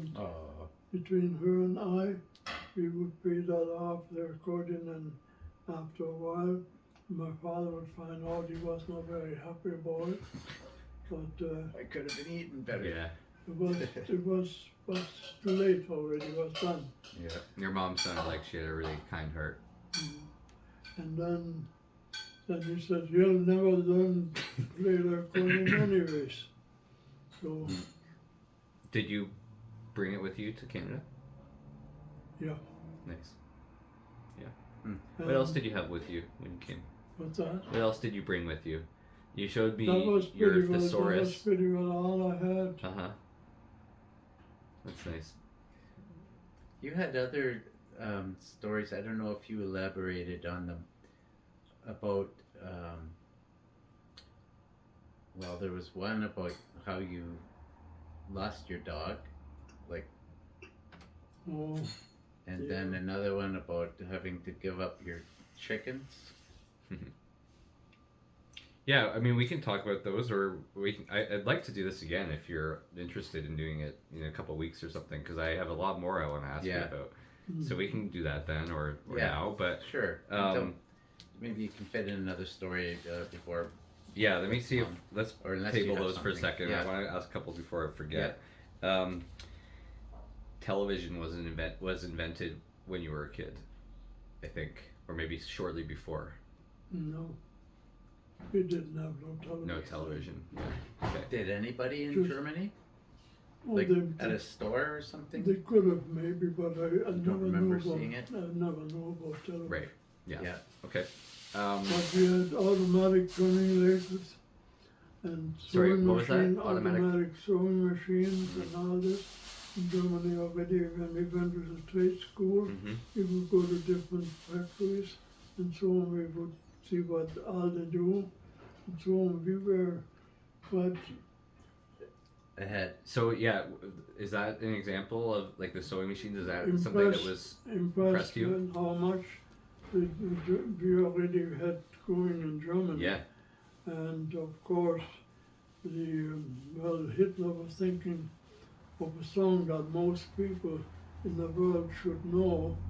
Heinrich Hoffmann from Fallersleben, he wrote a song, and I don't know if anybody knows what the song is. Even Hitler maybe might have learned it. Mm-hmm. Deutschland, Deutschland über alles. Über alles in der Welt. You know what that means? We're the greatest. Over Germany, Germany over Over everything, over yeah. everything in the world.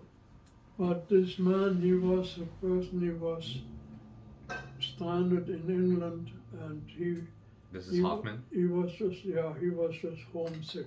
Hmm.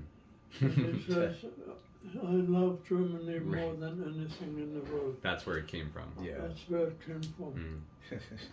And they made it a military hymnal. Yeah. Yeah. Well, you know, it's funny how things like have different meanings. Like, I wanted to ask you, like, we all know Schnell means fast, Mm-hmm. but do you know about any other meaning, like, as far as where that name came from, like within the family? Like, did you ever hear any stories about that, or? No, not really. But my dad, when he came home, and so and he used to play soccer in Germany, Mm-hmm. and he was a good soccer player. And when they found out that he was coming back to Uslar, all the soccer players, they went to the train station and picked my father up and carried him on the shoulder Oh. Is that into the right? city. Wow. Wow. Yeah. Wow. That's how good he was, eh? Mm-hmm. And like, man. He And must- then every Sunday, I would polish his shoes that he would have the shiniest shoes of the whole place in there. That's I nice. love my parents. Yeah. Did you ever play soccer with your dad? No, you could talk about your soccer. Yeah, you played, right? I played. You want to tell me soccer. about that? So it started obviously just for fun, but like, did you play competitively? Well, I played Organized? in the youth team, and I wasn't 18 yet. But they put me in the youth. From the youth team, they promoted me to play in the men's team, Okay. which only after you're 18 you would qualify. Mm. But because I was good on my feet and I had a lot of energy, I don't know where it comes from. Sounds like God the way had you used blessed to me play. with that. I had a lot more energy than a lot of people I worked with. When I came to Canada, but the people I came, I was a wood pattern maker, Mm-hmm. not a furniture person. But I could work with wood. And I was working in the furniture factory and doing what the other cabinet makers are doing. And I could do it just as good as they did. But they had more experience than I in that. So I made it up in speed. Mm-hmm. And then I had an examiner there, he was a superintendent, and so on. He would always check the cabinets and so before they were getting lacquered. And we had a lot of walnut furniture. And the guy would invent a spot on the furniture that I didn't sand good enough, in his opinion. He put a big white truck mark on there on walnut. And it took me a long time, a few minutes before I Just to got get all the the shock shock out. off first. Wow. And there was nothing wrong with it, just to slow me down. Boy, Jeez. oh boy. When I was working at Globe Furniture, I was a church furniture factory. They made altars and confession booths and so on. That's the department I worked in. And there were only about 3 or 4 guys, Mm-hmm. including myself, doing this kind of furniture from blueprints. And the rest of us was making pews and all that. And like the Benton Street Baptist Church, a lot of the pews, they came from there. Mm. And then when I had my back turned and worked on the machine, somebody would throw a screw nail in my neck and say, "Hi, Hitler." This was obviously in Canada, you're That saying. was, Yeah. yeah. Yeah. That's the experience I had here. They didn't have a clue what this whole thing is all about. No. They just brainwashed and so on. The Germans are bad and Yeah. everything else and so on. But it's okay. I had to endure it. I'm sure you endured a lot. And then I would walk around in the hall at lunchtime, and I walked from one room to the other, and there was one room, a bigger room, where there were a lot of statues and that. There was an old German guy who was making an image of a certain person, and he was just about done with it. I said, "Who is that?" He was a wood carver. "Oh, he's such and such." I said, "How do you know?" "Well, he's in the book. That's, can I see it?" He showed me the book. I said, "He doesn't look like that." He said, "Oh, that's all right, as long as they got something to pray to, you know." Wow. That's the way it is. Wow. Ignorant. Yeah. That's the way it is. They worship something that doesn't even exist. That's what he thought. Yeah. Yeah, I think if you're open to it, Opa, I'd love to do this again, and I want to hear all about when you first got to Canada and meeting Oma and, you know, being a father and things like Oh that. yeah, there's a lot. There's a Yeah, lot. that's But a lot of stuff. let me ask you one last question, and then we can get ready for dinner. It's been a hard one. Which do you think you have the most of, if you had to pick? Talent, intelligence, or persistence?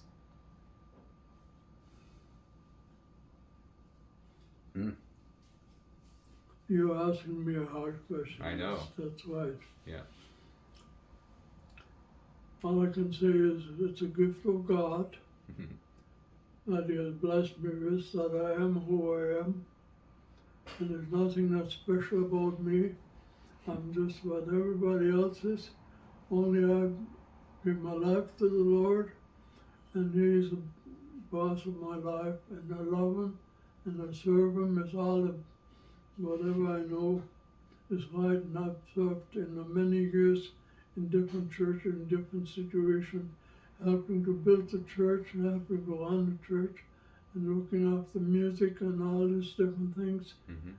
And I've done it because I love the Lord, and the Lord has blessed me, and I feel satisfaction doing it. But then when I look back, one of the churches where I was for 18 years, I played in the orchestra,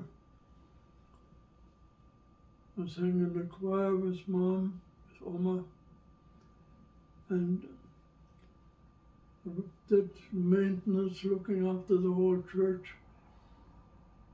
And I had a few delegates, like people like carpenters and plumbers and electricians working under me on the church board as well, and looking after the maintenance.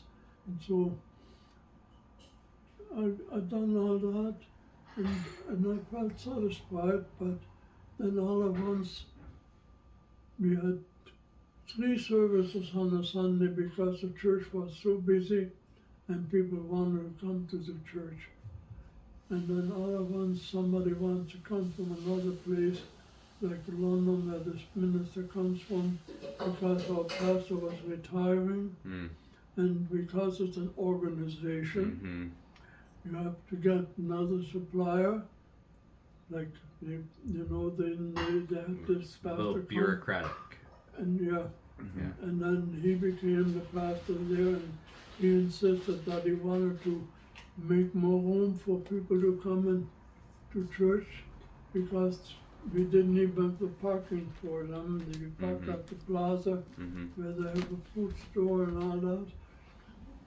But when you see all at once, and then because he wanted to spend another $1 million, and he had a congregational meeting where everybody came and so on, and they presented that he wanted to do all those changes.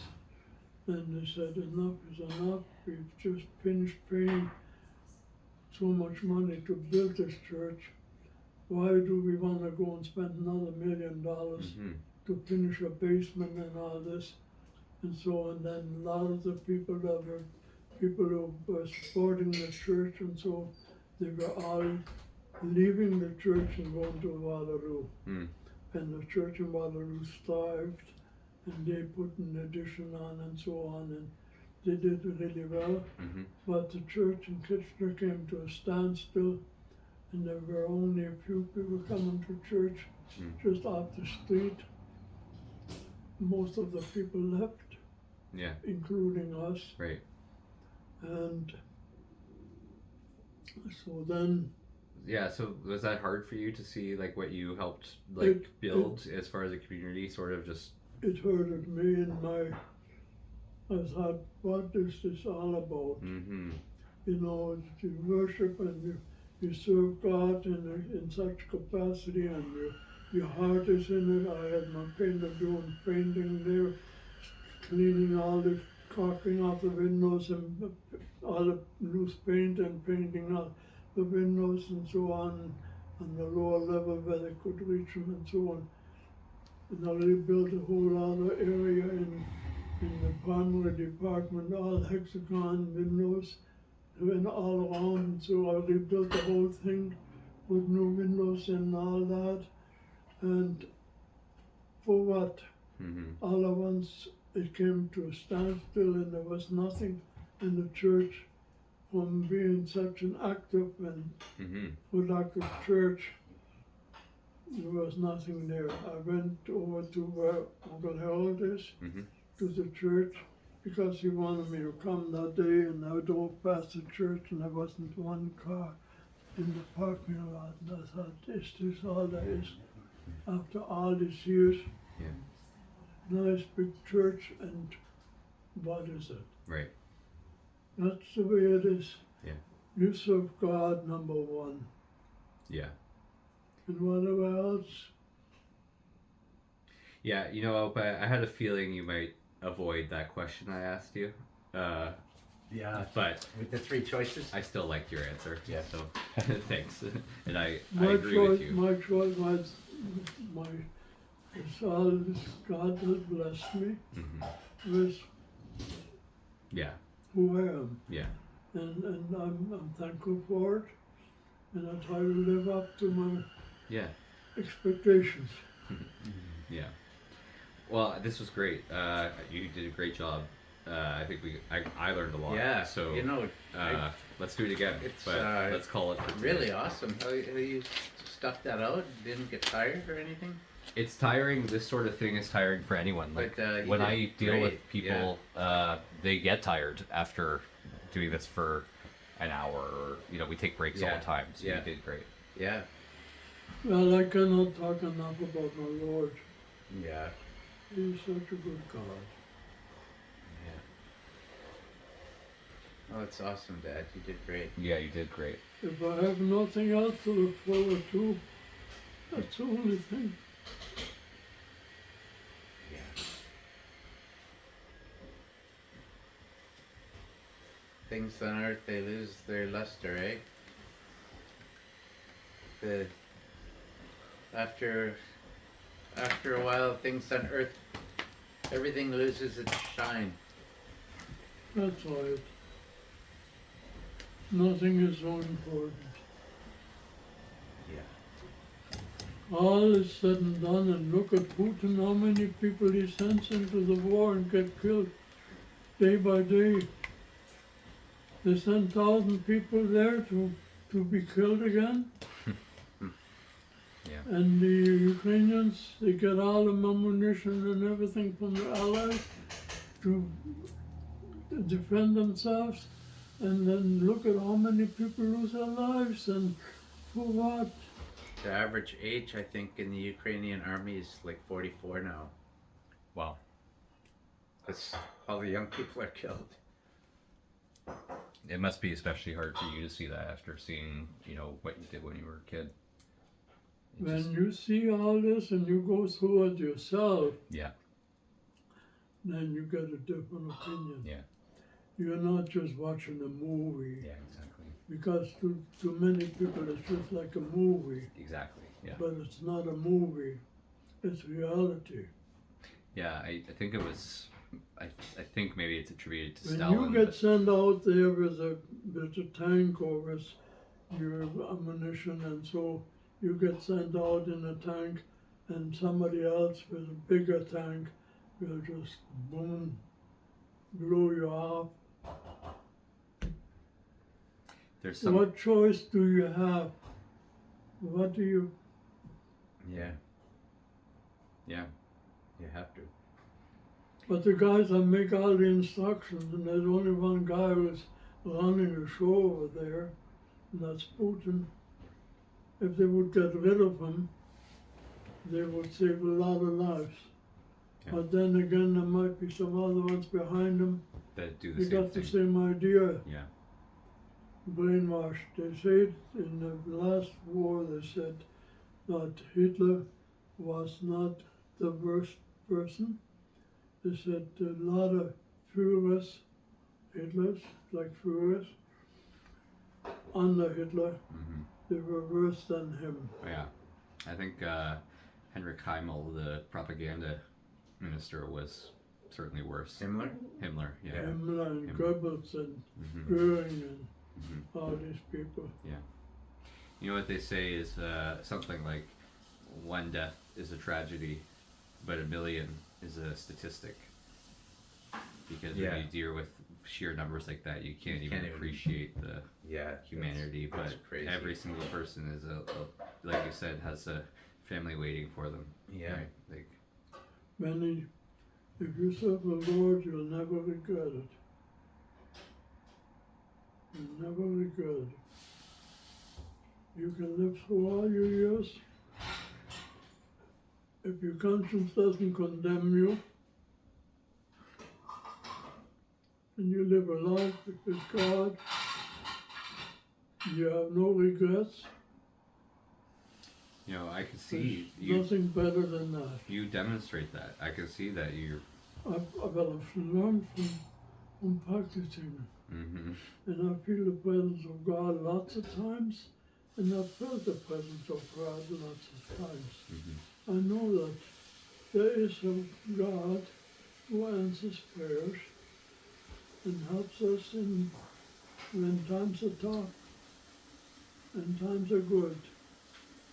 And we better serve Him when the times are good too. Not to get cocky and think we got everything by the tail and we can run the show. No. Yeah. No, not at all. Because and one day can change everything. I was in the hospital. There were 4 beds. At 10 o'clock, finally they found me a room that could be kept, for the week. Just past time he was Yeah. in. And there was one bed, an old lady, she must have been discharged, so she wasn't there the next morning. In the other bed there was a man who was hallucinating all night, yelling around. And he was around maybe 50, 60 years old. And next to me there was a young fellow, he was about your age. He was 37 years old. And he was going, all night. And most of the nights I would not know about that because they seduced me, they gave me morphine. And so on the next day I was out getting tests done and so on. Mm-hmm. And then on the Thursday night was the only night really where I was able to talk to the guy next to me. Mm-hmm. And we became friends, and he told me that he has woodworking experience and so on. He would so much like if he could maybe have a day or like a few days in a week that he could work for us. I said, I can maybe arrange that somehow. And so on. Then, because he was doing so bad, I said, Tom, can I pray with you? Yeah, he would like that, he says. So I went to his bed and I told him about the Lord, how he needs to know the Lord as his personal Savior, and ask him to forgive his sins, because there'll be no sin in heaven. If he wants to have eternal life, he's got to have his heart cleaned and got to become a child of God. And then I prayed with him. And I felt the presence of God so much in that room. It's just beautiful. Wow, and you were even like pretty sick at the time. And then the next morning, your mom and dad came to pick me up to take me home. I was being discharged, it was Friday morning. And then Saturday morning I was on my computer, which I usually do. I look at the obituaries in the morning, see if any of my older friends are missing and so. Mm-hmm. And there was this picture in there. He was already cremated. Wow. Yeah. 2 days later. And I went to the doctor on the Monday. I wanted to go. And the Monday was a holiday, it was a family day. Tuesday I phoned the doctor in the morning and tried to get an appointment because I lost so much weight so fast. Mm-hmm. 40 pounds within a few months. It's a lot. And I had pain. So when I thought I'm going to phone the doctor and see, get an appointment. And then the nurse told me, or whatever she is there, she is, I guess, a nurse. She says the doctor is not in today, he's sick himself. So then I thought, okay, this is a good chance, because he always tells me, like the last time I saw him, and your dad was with me, he says, how old are you?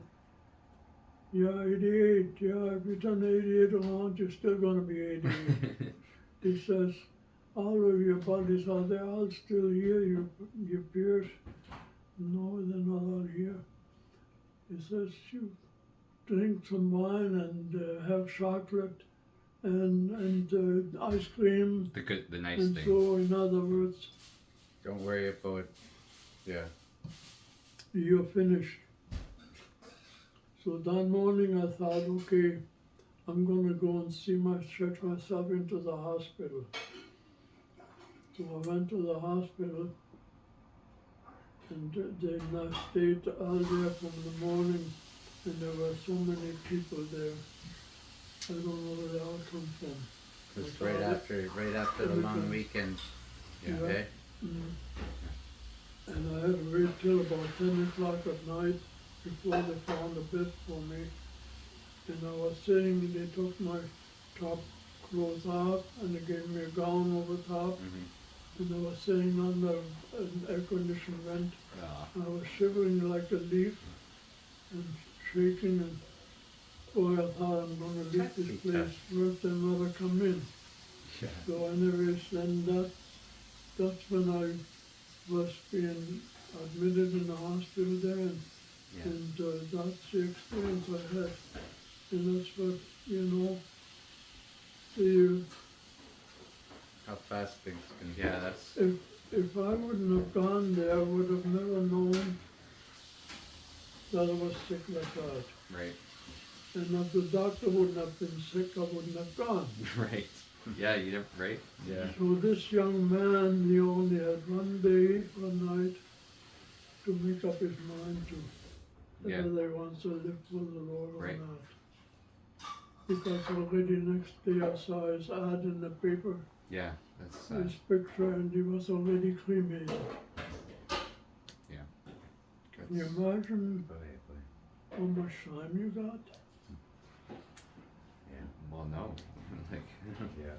You can go to school for so many years and try to become what you are and learn something and Yeah. make something of yourself as much as you can to make yourself have an easier or better future and maybe make big money. But that doesn't mean that this is the end of the world, because things can happen so quickly. You can have an accident, somebody can make you a cripple for the life, Yep.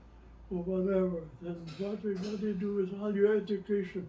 You spend so many years learning and trying to become something, then what good is it? Mm-hmm. For what? Yeah. It's true. Yeah, why even bother? Yeah. So then, when I had a choice to be working in the factory and so for years and years and so, and be in the yoke of something. When I worked at Electro Home, I worked on the machine sanding French provincial legs, the curved legs, and so, you know, and I was a mold sander, and I did all the fancy sanding in that department. And then the foreman, he was not a foreman, he was a lead hand, but he wanted to become a foreman. He came from another plant. And then every time the time study guy would come, he would stop at his machine. They would look at each other one, you know, the people that worked there, and they threw them over, you know, how much they can increase their rate that they have to do more. Mm-hmm. And they changed my number of the job to give it another study. Mm. And then, of course, the numbers go up. You They gotta don't go do down? more. They don't ever make them go down? Here's No. the easier workload for Yeah, you. say, you know what, you're making way too many of these a Yeah. day. We should slow it down a little bit. Yeah, that should have been my bonus, Yeah. Yeah. but it never became my bonus. No. Because they always found a way to. Take So it away. then, when I started on that load of legs the last time there, and I was doing the mold sanding, then the guy came, studied me. So first, before he came to study me, the lead hand came and he sanded and so this how fast you can do it, you know, Mm-hmm. and Mm-hmm. one and then another one and so. And then after that, the time study guy would come. He wanted me to get so much faster, you know, Right. and so then the time study guy, and I knew and watched at the time at the clock, I could see the clock much more than what I'm supposed to. My number went up again, and then I had the truck just about finished, all the sanding done, and then the so-called foreman, he came and he looked at my legs, and I had just a little bulb over my machine, Mm-hmm. no suction, no Not nothing, much light. Mm-hmm. It's in. Mm-hmm. no suction, nothing. My hair was sticking up, was full of dust, everything, you know, my mouth full of dust. And I had sinus problems so bad that I had to go to the doctor. Mm-hmm. The doctor said, well, you, Mr. Schnell, he says, you have to go and get a different job. Mm-hmm. I said, well, Doctor, sure, and it's easy for you to see, but where do I get a different Mm-hmm. job? Mm-hmm. You know, and so I had to stick it out. Yeah. So then the guy came, he looked at, took the legs off the top of the truck, went to the window, not where I worked, Yeah. but he went to the window In and the then he light, marked yeah. up all the legs. He said, here you missed, and there you missed, and there you missed. And so he threw him on my truck and he says, not just making money, you got to send the machine, the parts too. And so and he was upset. I said, boy, just hold on a moment. Those legs that you just inspected, they're the ones that you did this morning before I started. Wow. I saved them and I put them on top because I know your game, Wow. and I put them on top, and now you inspected your own legs. Now look at the other ones. His head swelled Yeah. up. He got red in the face. He walked back to his machine, and I walked right behind him. I said, boy, and you know what else? I quit. I said, you cheated me out of my stock moving, because when you move and you do different Are you done? jobs, you get a certain amount of allowance to move the trucks on and all that. Mm-hmm. You took that all off my pay. Yep. And treated me out of that, and now you're doing this. Mm-hmm. I said, no more. You don't need to be in an I environment went like down that. to the office. Oh, he said, you can't quit. I said, yes, I can.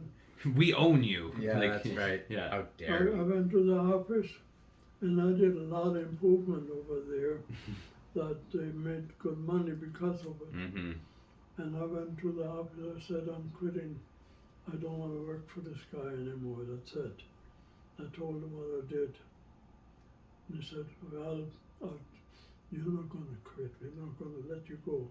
They put me in another floor, and I did embossing, leather tops, with leather on top and so on. There's a gold trim line and all that. Mm-hmm. And I had to put the lines on and so on.